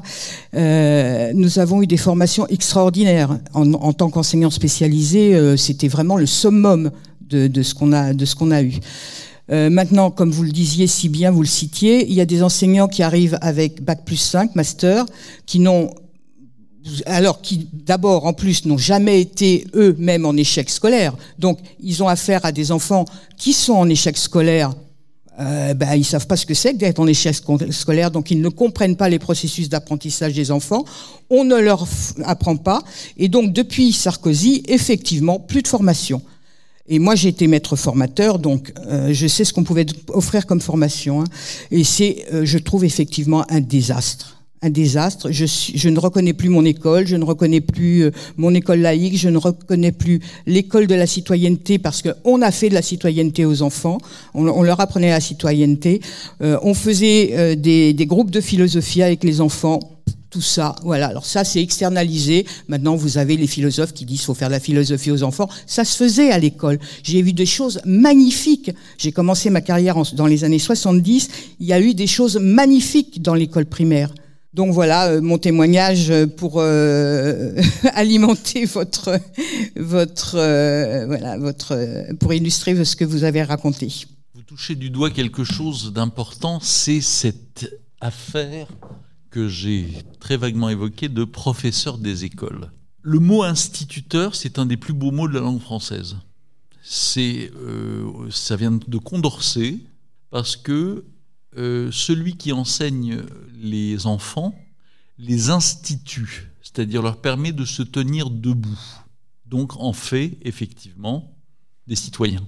Et en 83, vous vous souvenez peut-être certains d'entre vous qu'on était en plein dans le projet de grand service public de l'éducation, Savary, ce moment où on a cru qu'on allait y arriver. Et en fait, je le dis très brutalement, c'est le SNI qui a trahi. C'est le Syndicat national des instituteurs qui a accepté de retirer son soutien à la loi Savary à la demande de François Mitterrand contre la revalorisation du statut des instituteurs devenus professeurs des écoles et passés à Bac+5. Bac+3 à l'époque, puis Bac+5 aujourd'hui. Et donc, il y a eu effectivement une capitulation en race campagne. Et j'ai parlé du Concordat, j'ai parlé de la loi Debré de 59 et de toutes celles qui l'ont suivie, la loi Carle, les accords Langue-Cloupé et la dernière en date instituant la scolarité obligatoire à 3 ans qui est une manipulation sur laquelle, si vous me posez des questions, je reviendrai. Mais l'abandon du grand service public de l'école Savary 83-84 est aussi un moment fondamental de la retraite en race campagne de l'école publique devant l'école privée confessionnelle et devant la pédagogisation de l'enseignement. C'est une évidence. Et effectivement, ça donne les résultats que vous indiquez. Oui, moi je voudrais rebondir sur le Concordat. En qualité de Mosellane, je suis très attachée. Pourquoi ? Déjà par rapport à toute notre histoire, voilà. Donc votre histoire n'est pas l'histoire de France ? Peut-être. Voilà. Mais bon, c'est quand même notre département, au même titre que l'Alsace, qui avons subi donc les 3 guerres. Voilà, que ce soit celle de 1870, celle de 1914-1918, 39-45, voilà. Donc je dirais quand même qu'il y a toute une historique derrière. Moi je sais qu'on a quand même bénéficié des lois allemandes, que ce soit dans le domaine de la santé ou dans d'autres... voilà, donc je veux dire... Je suis entièrement d'accord. Vous comprenez ? Mais ça n'a rien à voir avec le concordat religieux. Non, mais je parle du concordat dans le sens le plus noble. Il me semble qu'il n'y a pas... Et c'est ce que je disais tout à l'heure. Le concordat d'Alsace-Moselle s'inscrit, en particulier en Alsace, parce que les Mosellans, ils sont...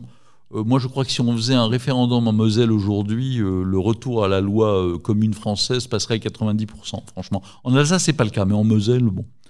Mais il y a plusieurs choses qui se jouent. Il y a d'une part cette confusion permanente entre les lois sociales et la question religieuse. Il n'est pas question dans les demandes de tous ceux qui, comme moi, réclament que l'ensemble des régions françaises métropolitaines ou d'outre-mer passent sous la loi laïque, parce que ce n'est pas le cas, par exemple, en Guyane, ce n'est pas le cas à Mayotte, etc. Il n'est pas question, en particulier en Alsace-Moselle, de toucher aux lois sociales. On parle de la question laïque, pas des lois sociales. Et comme je le disais tout à l'heure, la confusion est volontairement entretenue par les cultes en Alsace-Moselle de manière à agiter l'épouvantail de la fin des lois sociales bismarckiennes, alors que ça n'a jamais été la demande des laïcs. Jamais. Deuxièmement, il y a la question plus alsacienne que mosellane de l'appartenance ou pas à la France et à la République. Or, notre Constitution porte comme première caractéristique, je l'ai cité tout à l'heure puisque c'est le slogan qu'a repris Unité laïque, comme première caractéristique de son article 1er, l'indivisibilité de la République. Indivisibilité du peuple, indivisibilité du territoire. Je vous signale que indivisibilité, c'est le mot de la langue française où il y a le plus de i. Et donc, l'indivisibilité du territoire, elle est aujourd'hui volontairement remise en cause par des gouvernements libéraux qui veulent la briser. Parce que la briser, c'est s'inscrire dans un système fédéraliste qui correspond beaucoup mieux aux exigences de l'Union européenne et grosso modo au modèle allemand, pour être très clair. Macron il y a quelques jours. Et là, on parlait de la révision constitutionnelle, j'espère qu'elle ne passera pas. Mais quand les Alsaciens veulent à tout prix sortir de la région Grand Est, parce qu'ils veulent être alsaciens, quand ils nomment leur communauté européenne d'Alsace, sans plus aucun lien et aucune référence à la France, moi je crois que c'est très grave, c'est gravissime. C'est d'autant plus grave qu'aujourd'hui, contrairement à ce qu'on pouvait imaginer quand on était marxiste il y a 50 ans, la structure qui défend le peuple, c'est la nation. La structure qui met le peuple aux mains des marchands, c'est la région. Et on le voit dans toute l'Union européenne. Donc, rejoindre la loi commune n'est pas une négation de l'esprit alsacien et n'est en aucun cas la volonté de revenir sur les droits sociaux et les avantages sociaux spécifiques de l'Alsace-Moselle. C'est simplement offrir une protection supplémentaire aux Alsaco-Mosellans contre la pression religieuse sur la société.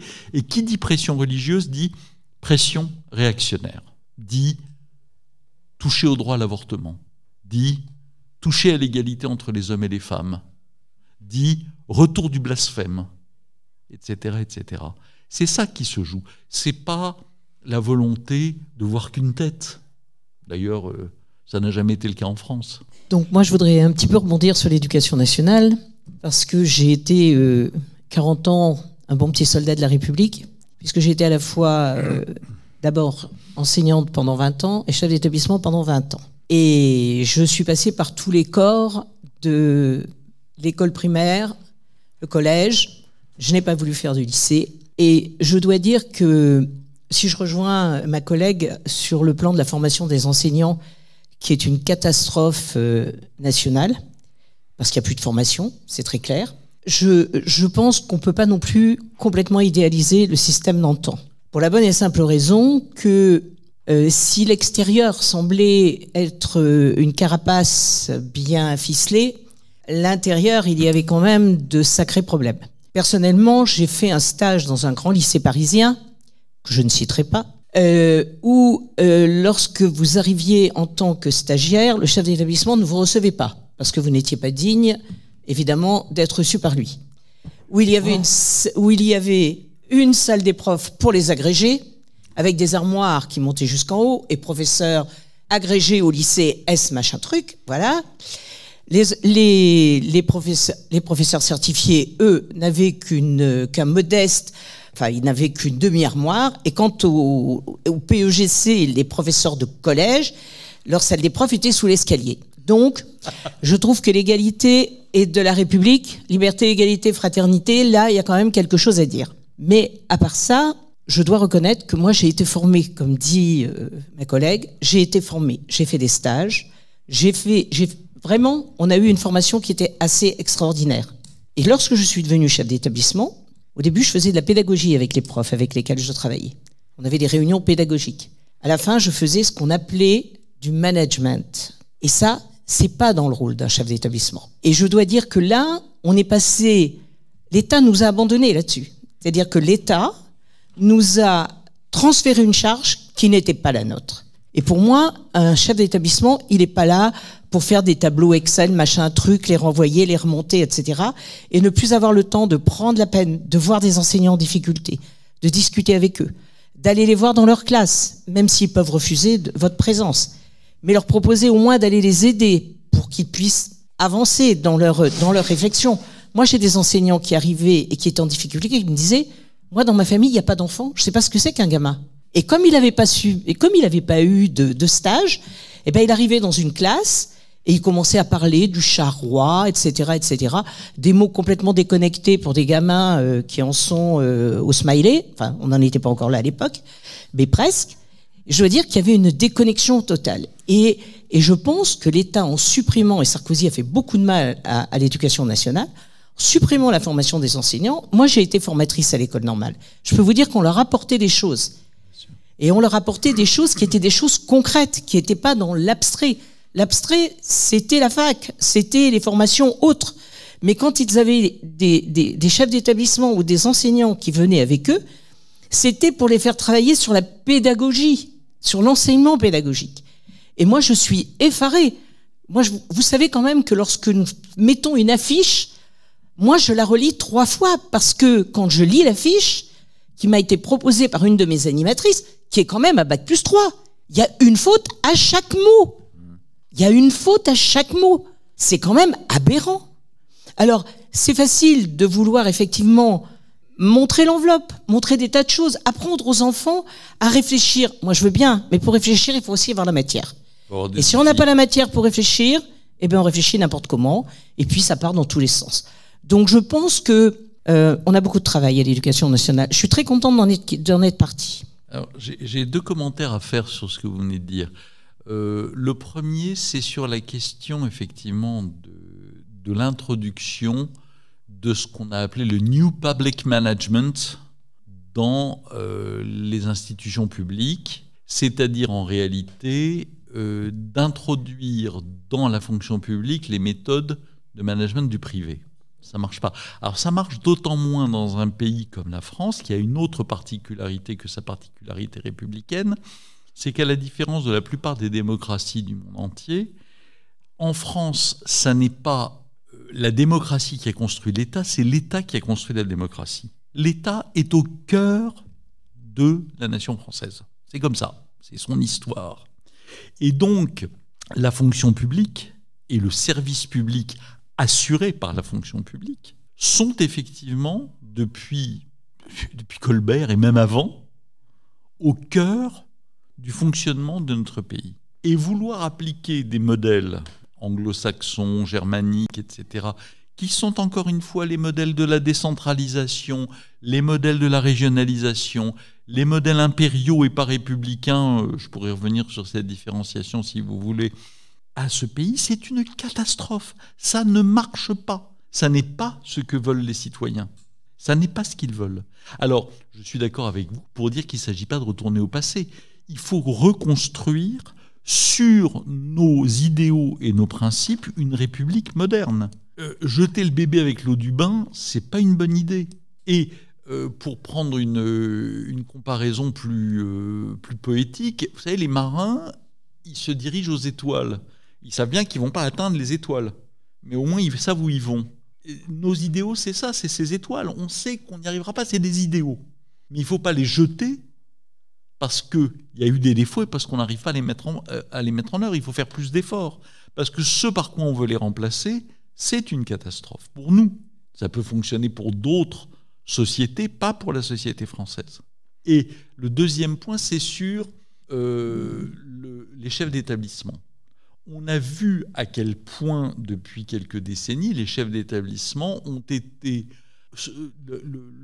La question du pas de vague s'est emparée des chefs d'établissement. Hein, on le voit bien avec ce qui s'est passé autour de Samuel Paty. Enfin, je répète à chaque fois que je parle de Samuel Paty que si cet homme était vivant aujourd'hui, il aurait été blâmé et déplacé d'office parce qu'il avait fait des vagues. Je vais vous donner un exemple. Je vais même vous donner la ville. À Port-de-Bouc, dans les Bouches-du-Rhône, un professeur qui est le représentant départemental de la LICRA a demandé à son chef d'établissement de faire travailler les classes de 3e de son collège sur Missak Manouchian, dont je parlais tout à l'heure, dans le cadre de son entrée au Panthéon. Réponse du chef d'établissement. Oh ben non, j'ai plus d'Arméniens dans le collège, puis j'ai trop de Turcs, alors je veux pas d'ennui, donc on ne travaillera pas sur Missak Manouchian. C'est exemplaire de ce qui se passe dans les établissements. Pas de vague.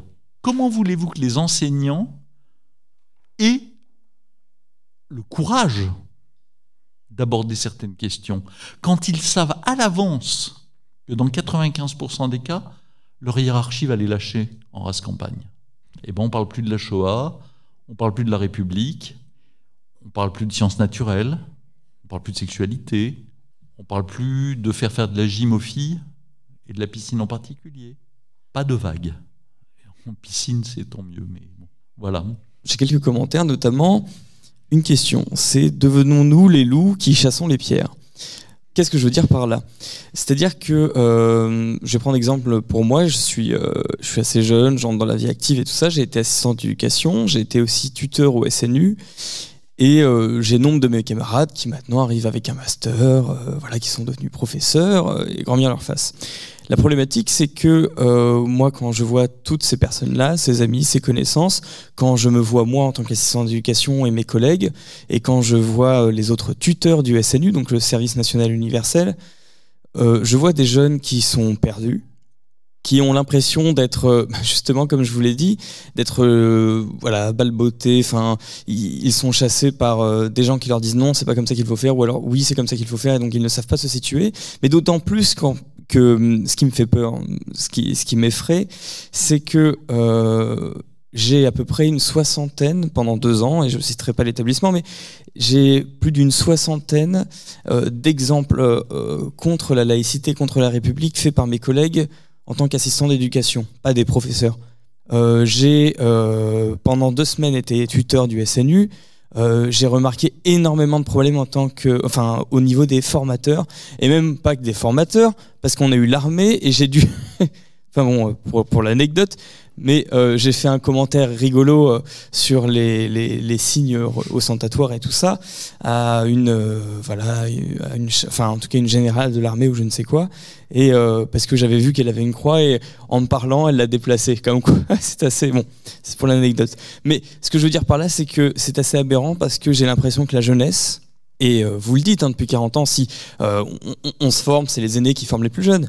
Mais là, c'est d'autant plus incertain quand j'ai l'impression, moi, de passer pour un loup. Alors du coup, bon, j'essaie de me calmer, heureusement.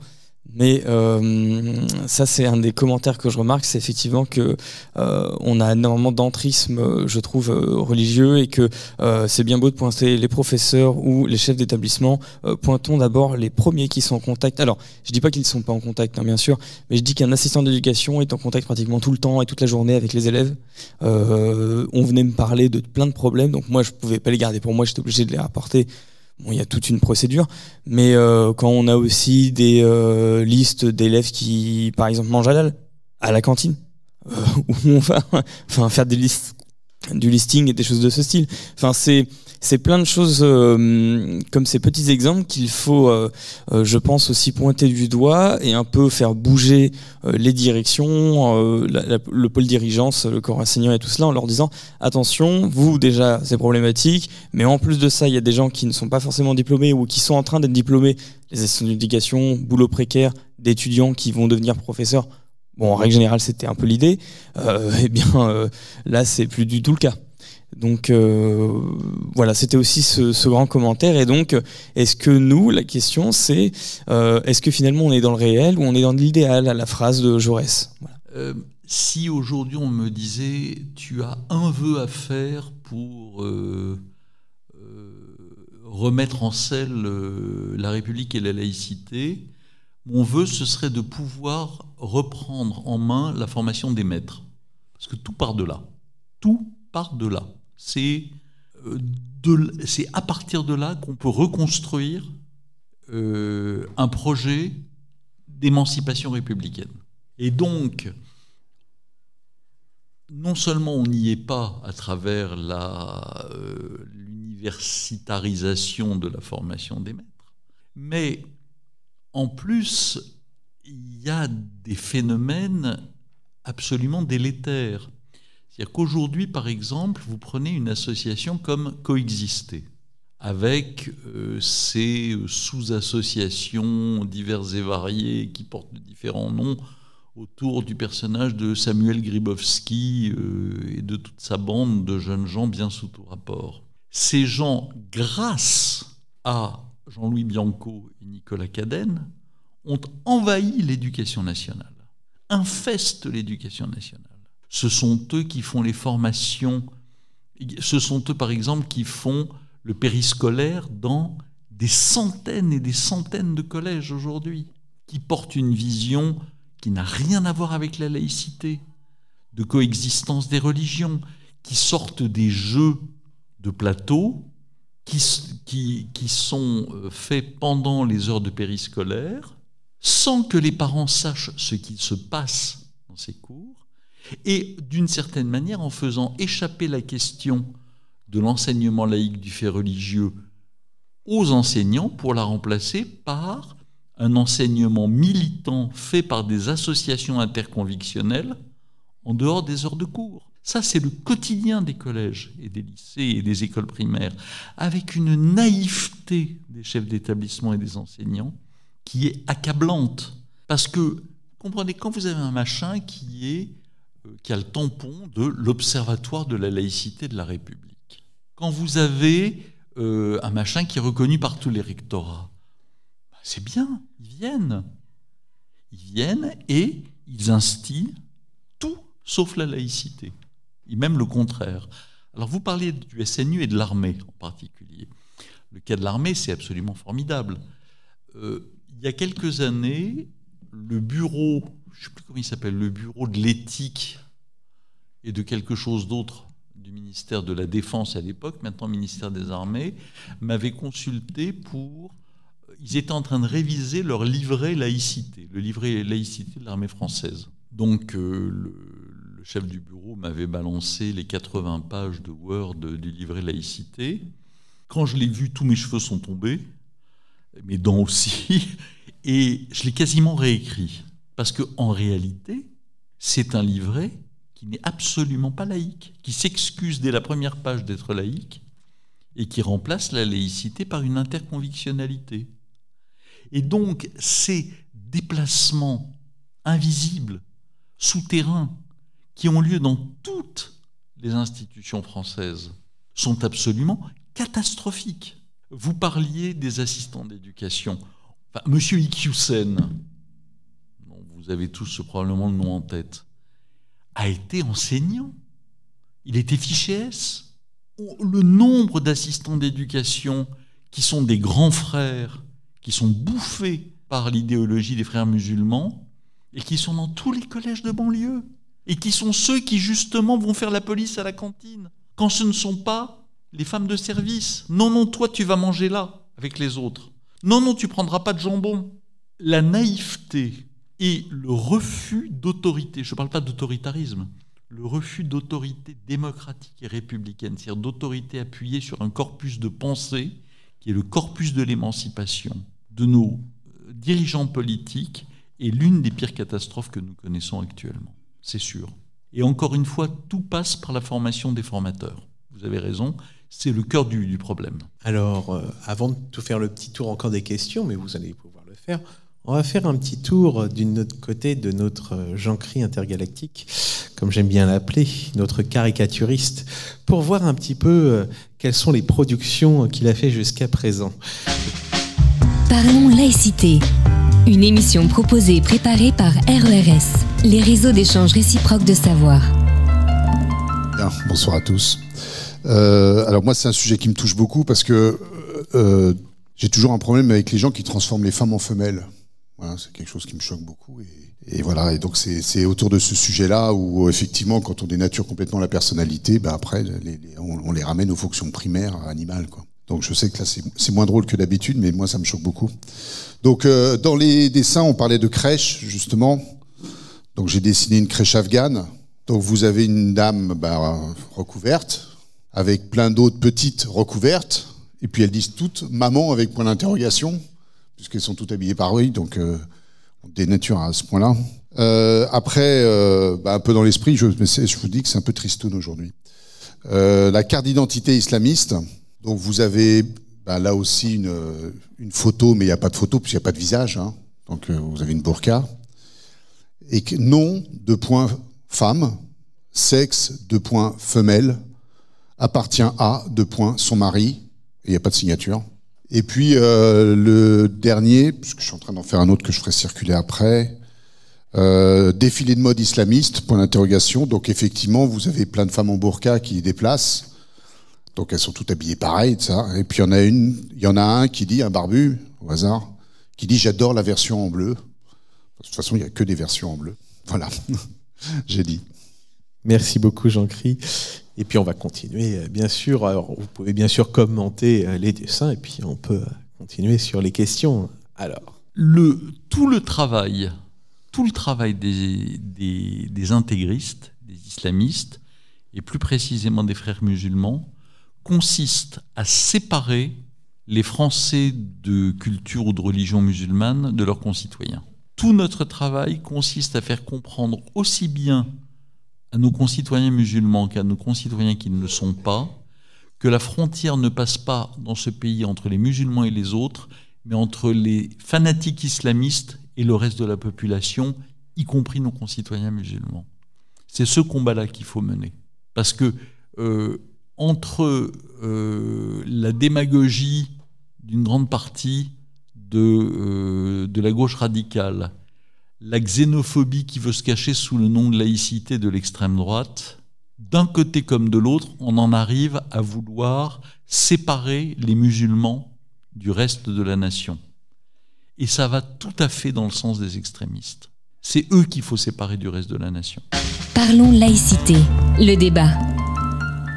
Oui, par rapport à ce qui gangrène l'éducation nationale, juste avant que je ne parte, donc moi j'ai eu plutôt des formations sur la pédagogie et la psychologie en tant qu'enseignante spécialisée et rééducatrice. Et on a vu arriver aussi ce que je trouve vraiment lamentable, la neuropédagogie. Vous parliez des formations là avec voilà des entrées, mais la neuropédagogie ça fait aussi un mal énorme. Par exemple, il y a je ne sais plus son prénom, mais Alvarez, elle a eu 3 ans pour avoir une maternelle avec 15 gamins, et elle a sorti 1 ou 2 ou 3 bouquins sur la neuropédagogie, mais alors tout ce qui existait déjà comme la psychologie à l'école, hein, tout ce qui était les GAP avant, les réseaux d'aide ensuite. Et du coup, je veux dire, c'était là aussi un démantèlement. D'ailleurs, l'éducation nationale s'est démise complètement des enfants en difficulté et des enfants handicapés, entre autres, et des enfants voilà qu'on orientait, puisqu'elle a tout refourgué à l'extérieur, elle a externalisé, et on a perdu un savoir-faire énorme à ce moment-là pour 2005. D'ailleurs, moi j'ai été très naïve, hein. J'ai trouvé que la MDPH, la maison départementale des personnes handicapées, ça serait une merveille parce que on pourrait être utile à tout le monde. Ça a été, c'est encore c'est encore très difficile, hein, pour les personnes, pour les enfants. Donc voilà, il y a eu un démantèlement petit à petit comme ça, idéologique, clairement idéologique. On est passé de la psychologie, alors ok, la psychanalyse on peut la critiquer, mais enfin elle a apporté quand même quelque chose d'intéressant à la vie de tous les citoyens au monde qui s'en sont préoccupés. Maintenant, on est dans la neuropédagogie et on réinvente le fil à le couper le beurre qu'on connaissait depuis des décennies et qui avait un savoir dans l'éducation nationale qui était extraordinaire. Ça, c'était une chose. Et pour rebondir par rapport à ce que vous disiez tout à l'heure sur la formation, alors aussi les enseignants spécialisés, nous on avait une formation sur l'institution, sur l'institutionnel, sur les missions. C'était dans notre ADN et c'était effectivement, comme vous disiez, la suite des hussards de la République. Oui, bon, il y aurait beaucoup à dire d'ailleurs là-dessus. Mais moi, je voudrais rebondir sur les gens qui s'infiltrent d'une manière ou d'une autre. Il n'y a pas que le fait religieux, il y a le fait politique aussi. Et le fait politique, il est parfois un peu plus pernicieux parce qu'on ne le voit pas forcément venir. Moi, je vous citerai simplement ce qui s'est passé ici à la MJC, où on a vu un jour monsieur, costume, cravate, bien sous tout rapport, qui vient et qui nous dit voilà, est-ce que ça vous intéresse qu'on vienne vous aider pour faire de l'aide aux devoirs? C'était au moment où on commençait à mettre le CLAS, donc le contrat local d'aide à la scolarité. Est-ce que ça vous intéresse qu'on vienne vous aider? On cherchait des bénévoles. La directrice dit oui, ça pourrait peut-être m'intéresser. Ah ben voyez, moi j'ai fait ci, j'ai fait ça, etc. Enfin, un pédigré long comme le bras. Et elle me téléphone le soir, moi j'étais pas là. Elle me téléphone le soir et elle me dit, tu sais Guylaine, ils ont l'air d'être vachement bien, ils ont l'air d'avoir de la pédagogie, etc. Je lui dis, tu me donnes ce que c'est et je vais chercher sur Internet. Et c'était le Front National. Ah oui, bien sûr. Bien sûr. Qui arrivait, voilà, comme bien ça. Sûr. Donc je l'ai appelé, je lui ai dit, monsieur, non. Et je lui ai dit, présentez-vous pour ce que vous êtes, mais pas pour ce que vous n'êtes pas. Et donc j'ai dit non, il n'en est pas question. Nous, on est totalement laïque, donc moi je ne veux pas de votre intervention à l'intérieur de la MJC. Oui, vous avez raison. Mais c'est très pernicieux, parce que vous disiez, les gens sont naïfs, mais je pense que pour pas être naïf, il faut avoir un peu de bouteille. Et que quand on a des jeunes qui sont là et qui se disent, ah bah tiens, voilà, c'est bien, c'est beau, etc. Moi, j'aurais pas été là, il aurait été embauché. Hein. Mais vous savez, moi, j'ai été contacté quand justement la fédération des parents d'élèves créée par Zemmour s'est créée. Vous savez j'ai oublié leur nom, mais ils ont un nom qui passe crème. Hein. C'est vraiment, je sais plus comment il s'appelle. C'est un truc vraiment absolument neutre. Ils venaient de se créer, donc personne ne les connaissait. J'ai une femme au téléphone, très bien, qui m'explique des choses très laïques, très républicaines. Il y a quand même un ou deux trucs qui sonnent un peu bizarres dans ce qu'elle me dit. Donc je m'abstiens de parler parce qu'après tout peut arriver, y compris d'être enregistré, etc. dans ces cas-là. Voilà, parents vigilants. Mais il ne s'appelait pas comme ça à l'époque. Là, depuis maintenant, parce que parents vigilants, ça devient, on comprend tout de suite. Et en fait, j'ai failli me faire avoir. Effectivement, il faut un peu de bouteille.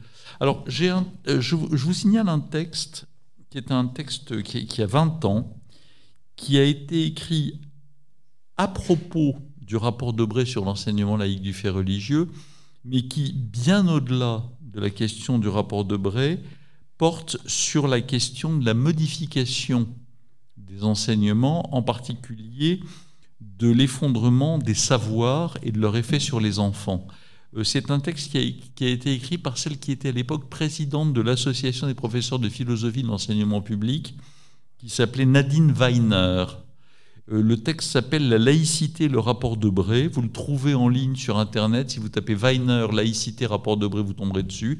C'est un texte de 10 pages. Vraiment, lisez-le d'un bout à l'autre. Ce texte est totalement éclairant sur ce qui se passe dans l'école, particulièrement les dernières pages sur la modification des enseignements et les effets cognitifs que ça a sur les enfants. Je vous conseille absolument ce texte. Bonjour. Moi, j'avais 2 questions par rapport à tout ce que vous venez de dire. La première, ça porte sur l'affaire de la crèche Babilou, la crèche associative Babilou, et la femme qui s'est fait renvoyer de la crèche. Comment est-ce que vous expliquez la différence entre avant son congé où elle portait simplement un foulard qui reste marqué religieusement, et après où elle était totalement recouverte, mais ça reste, le foulard, ça reste quand même un élément qui indique sa religion. Si vous voulez, la doctrine, pardon, votre deuxième question d'abord. Elle est bien plus éloignée, c'est concernant l'opinion de l'unité laïque vis-à-vis de l'héritage chrétien, en quelque sorte, des jours fériés français, et même des célébrations qu'on retrouve dans les écoles, par exemple les repas de Noël. Est-ce que votre combat, si je peux appeler ça un combat pour la laïcité, oui, c'est un combat pour la laïcité, est-ce que ça vise aussi, ces jours fériés qui sont d'héritage chrétien? C'est une très bonne question. Alors, sur le premier point, d'une certaine manière, ça, je l'ai dit au début, c'est le grand mystère. Manifestement, elle s'est radicalisée, elle s'est, alors non pas en tant que djihadiste, mais dans une interprétation extrêmement intégriste et extrêmement stricte de la religion musulmane. Pourquoi, comment ? J'en sais rien et je ne veux pas le savoir, c'est pas mon problème. Elle fait ce qu'elle veut, mais elle n'impose pas aux autres la règle qu'elle s'est donnée et qui n'est pas la règle de la République. Que les gens soient des pastafarianes et qu'ils croient qu'il faut mettre une passoire sur la tête, ou qu'ils soient, quelle que soit leur religion, qu'ils s'imposent des règles, même qu'ils se, comme on disait dans l'ancien temps, qu'ils se disciplinent en se donnant des coups de fouet pour expier leurs péchés, c'est leur problème. Mais en aucun cas, ils n'ont à tenter d'imposer à la société des règles qui sont les leurs, qui sont des règles qui n'ont rien à voir avec la construction de la loi par les citoyens et qui ne regardent pas les autres citoyens. Après, elle fait ce qu'elle veut. Sur le deuxième point, il ne faut pas... alors, deux choses, les racines chrétiennes et les jours fériés. Sur les racines chrétiennes, d'abord, les arbres ont des racines, mais pas les êtres humains, ils ont des idées. Parce qu'il y avait des racines, ils ne marcheraient pas, ils ne seraient pas debout, et ils ne seraient pas des êtres humains. Deuxièmement, ce pays a une histoire chrétienne, mais il a aussi une histoire romaine, et c'est pas la moindre, elle nous a donné notre langue et notre droit. C'est quand même pas rien.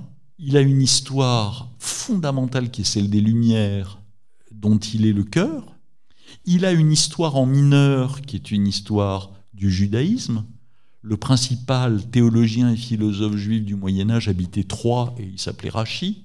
Il a une petite histoire musulmane en Occitanie. Donc, notre pays n'a pas des racines chrétiennes. Il est constitué d'un creuset, comme toutes les entités, qu'elles soient collectives ou qu'elles soient des êtres humains. Et c'est ce creuset qui fonde sa spécificité. À partir du moment où on essentialise une caractéristique, les racines chrétiennes, eh bien, on devient des fanatiques. De la même façon que chacun d'entre nous est singulier. Chacun d'entre nous a une histoire, une micro-histoire particulière qui n'est semblable à l'histoire d'aucun autre. Et donc, c'est parce que nous sommes chacun des êtres singuliers que nous pouvons nous reconnaître collectivement comme étant semblables. Mais si nous disons que dans notre singularité constituée de centaines et de milliers de micro-histoires, on en choisit une, l'islam, pour en faire son identité, eh bien on devient un fanatique. Donc il n'y a pas de racine, il y a une histoire constituée d'éléments majeurs ou mineurs. La chrétienté est un élément majeur de ce pays, de même que la romanité, de même que les Lumières, de même que la République, et puis il y a des éléments mineurs, et c'est ça qui constitue notre citoyenneté. Et ceux qui se battent pour les racines chrétiennes, on sait d'où ils viennent et où ils veulent aller. De la même façon que ceux qui se battent pour rendre la société compatible avec la charia. C'est la même chose. Alors maintenant, sur les fêtes, là je vais peut-être vous étonner. Moi, ça ne me dérange pas. Ce pays a une histoire. Ce pays a une histoire. Cette histoire, effectivement, elle passe par le fait que y a la moitié des jours fériés qui sont des jours fériés d'origine chrétienne catholique, et puis l'autre moitié qui sont des jours fériés d'origine laïque, pour simplifier, d'origine politique. 14 juillet, 11 novembre, etc. Moi, ça ne me dérange pas. C'est l'histoire de ce pays. Simplement, aujourd'hui, elle est sécularisée. Je vous rappelle que Noël, avec le sapin et le Père Noël, les chrétiens ont tonné contre Noël à partir du moment où c'est arrivé des États-Unis sous la forme d'une volonté de marketing. Le Père Noël et le sapin de Noël, ça n'a rien à voir avec la tradition chrétienne.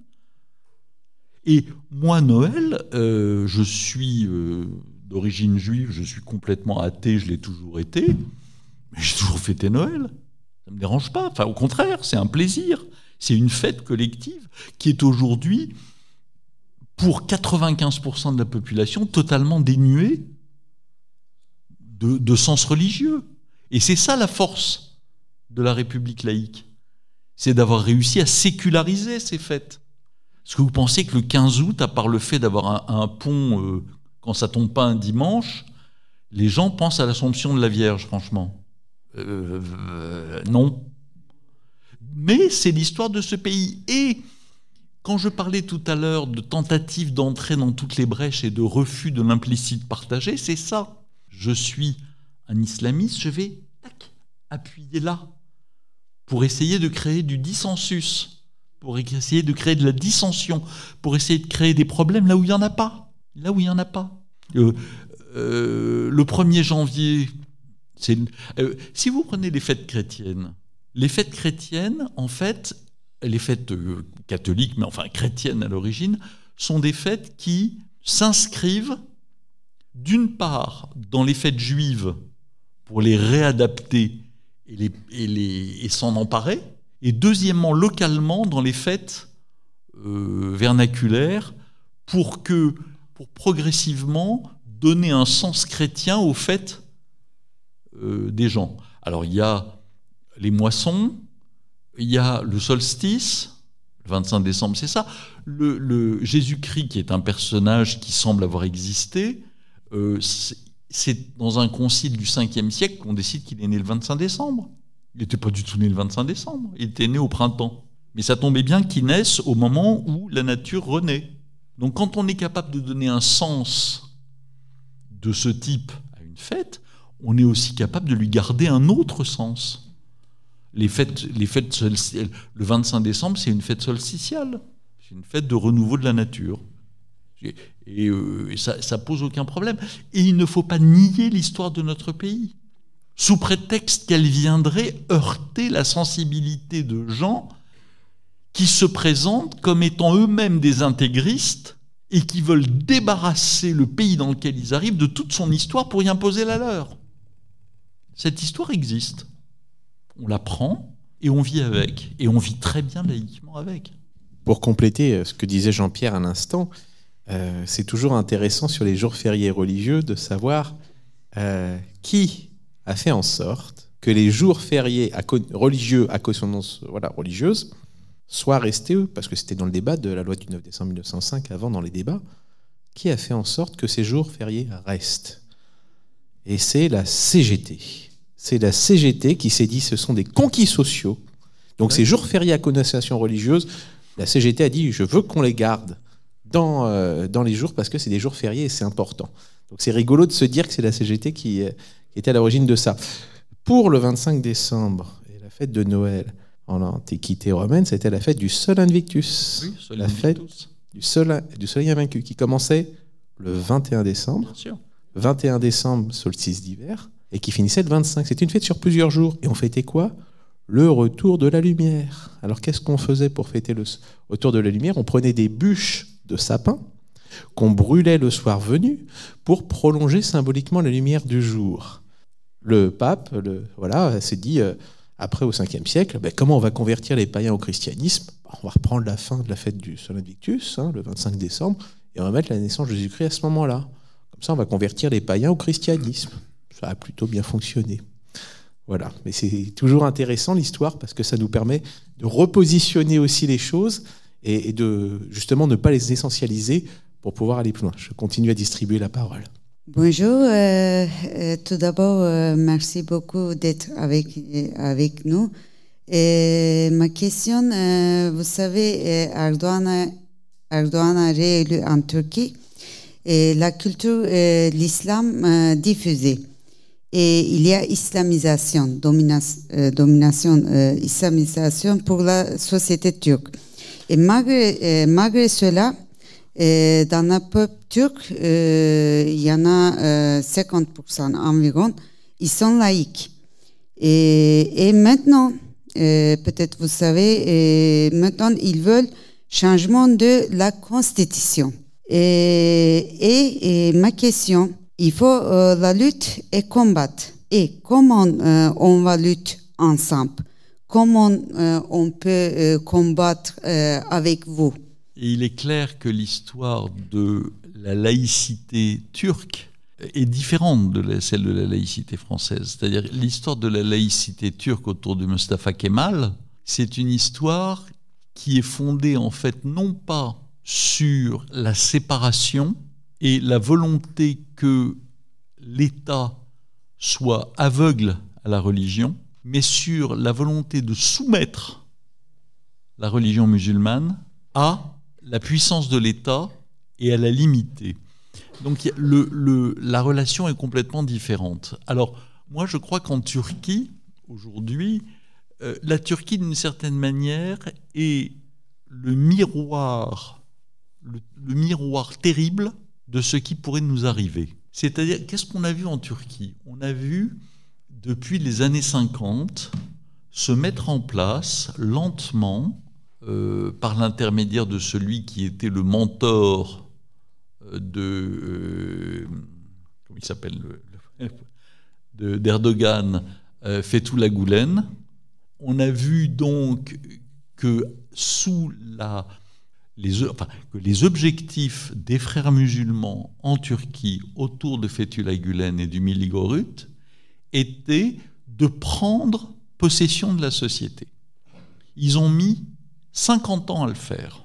Les écoles Gülen, les écoles gülenistes, la constitution d'une classe avancée sur le plan intellectuel et sur le plan de la modernité, de musulmans croyants affiliés aux frères musulmans, dans le monde des affaires, qui ont permis de financer le mouvement de Fethullah Gülen et ses milliers d'écoles, puis le noyautage progressif des piliers de la République laïque turque, la justice, l'armée, l'université, l'enseignement primaire et secondaire, les 4 piliers de la République turque, 50 ans. Ils ont l'éternité devant eux. Et lorsque Erdogan a tenté de faire assassiner Fethullah Gülen, qui s'est enfui aux États-Unis, c'était pas parce qu'ils étaient en désaccord sur le fond, c'est parce que Gülen continuait à porter la logique des frères musulmans qui consiste à dire le fruit va tomber tout seul dans 10 ans ou dans 15 ans, et que Erdogan, il voulait le pouvoir et qu'il était un peu plus pressé, et qui considérait que le fruit était suffisamment mûr et qu'on pouvait y aller.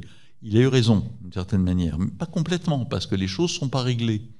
Mais donc, ce qui s'est passé en Turquie, c'est d'une certaine manière le cauchemar que nous ne voudrions pas vivre. C'est-à-dire celui du noyautage de la société par des forces intégristes qui se donnent l'éternité devant elles et qui veulent progressivement soumettre la société à la volonté religieuse intégriste.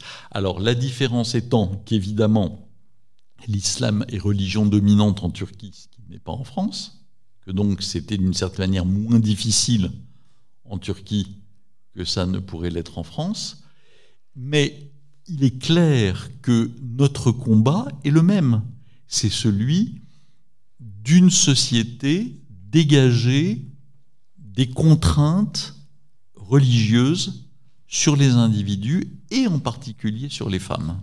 Alors comment travailler ensemble?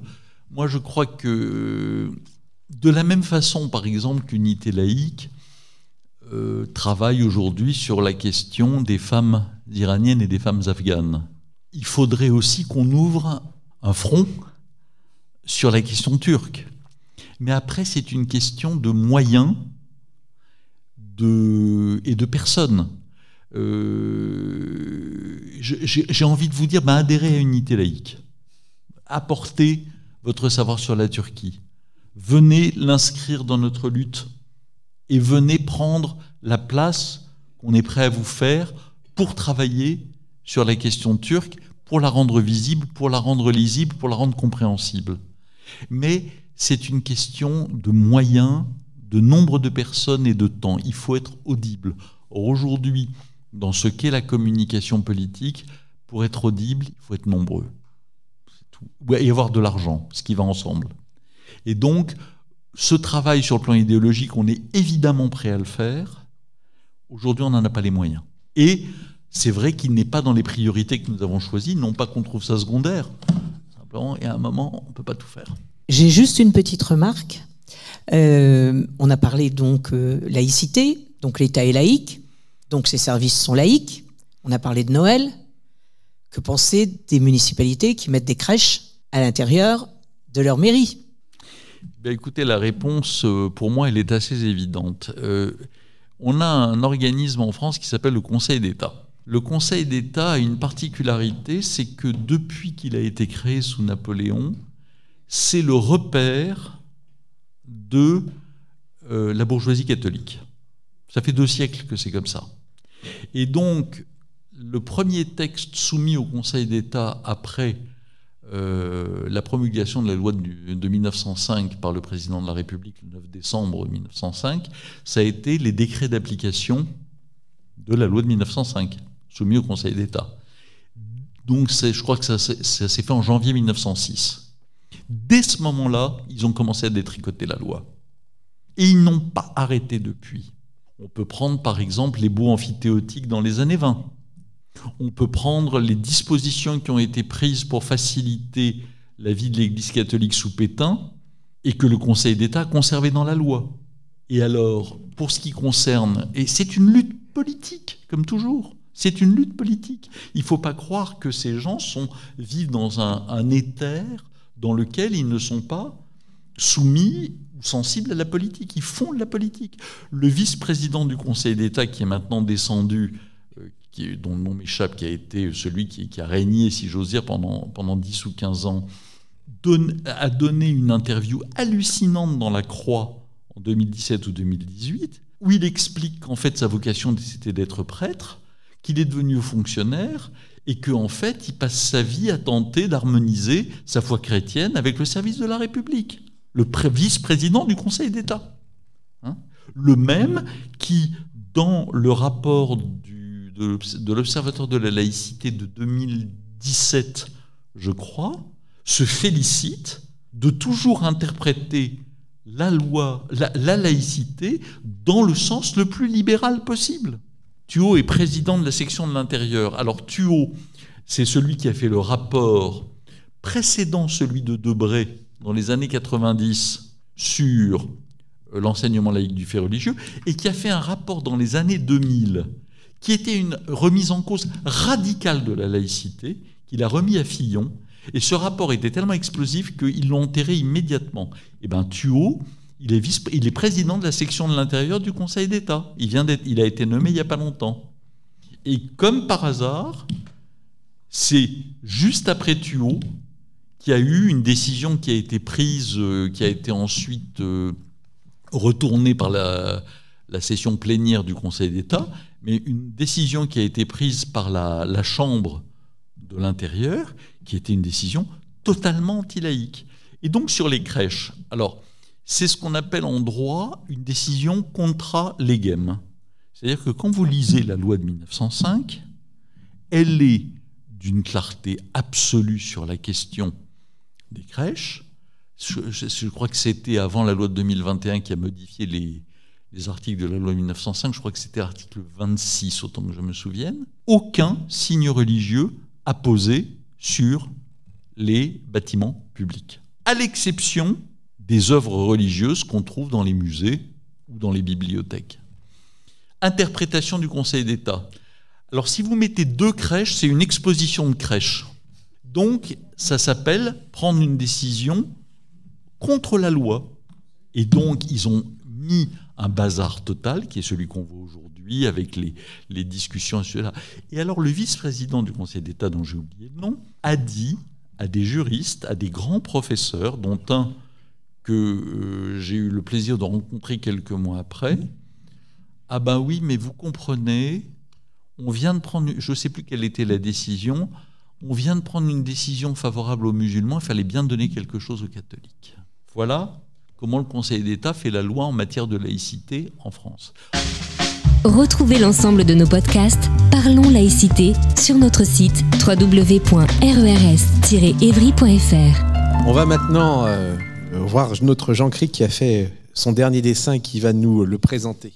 Oui, alors effectivement, on parle du droit des femmes, enfin du moins ce qu'il en reste dans certains pays. Et donc effectivement, le dessin, c'est religion, revendication du droit à la différence. Puis vous avez une Marianne avec, vous savez, la petite, la cocarde là, transformée en cible. Et puis avec un œil au beurre noir, et puis elle répond, attention, c'est la différence des droits. Effectivement, le droit à la différence, c'est la différence des droits. Et puis j'ai rappelé en bas juste que les hommes naissent et demeurent libres et égaux en droit. Eh bien, merci Jean-Cri. Ça sera le dernier dessin et ça sera le mot de la fin pour cette émission. Merci. Merci à tous. Parlons laïcité. Une émission proposée et préparée par RERS, les réseaux d'échange réciproque de savoir. Merci à tous pour votre participation à cette émission. Merci à notre invité Jean-Pierre Sakoun. N'hésitez pas à retrouver donc son association Unité Laïque sur Internet et pour avoir plein d'informations complémentaires. Merci à Alain, notre intervieweur. Merci à nos réalisateurs. Merci à Jean-Cri, notre dessinateur. Merci à la MJC Simone Signoret qui nous accueille encore aujourd'hui, qui nous continuera à nous accueillir, mais pas la prochaine fois. Car la prochaine fois, on retourne dans notre local aux Pyramides, au réseau d'échange réciproque de savoir, pour le mois de novembre. On va parler de quoi? On va parler laïcité et antisémitisme. On va avoir Jean-Marie Matisson qui va venir. Et Jean-Marie Matisson, c'est le premier plaignant de l'affaire Maurice Papon. Et on va parler de ça. Donc il vient en personne aussi, on a vraiment de la chance. Et je crois qu'il va proposer aussi son livre en vente. Donc venez avec quelques petits sous si vous voulez l'acheter également. Et en tout cas, on vous donne rendez-vous au mois prochain, premier jeudi du mois de novembre, de 17h à 19h. Je me permets d'ajouter que Jean-Marie Matisson est membre du conseil d'administration d'Unité Laïque et qu'il est le délégué sud-ouest d'Unité Laïque.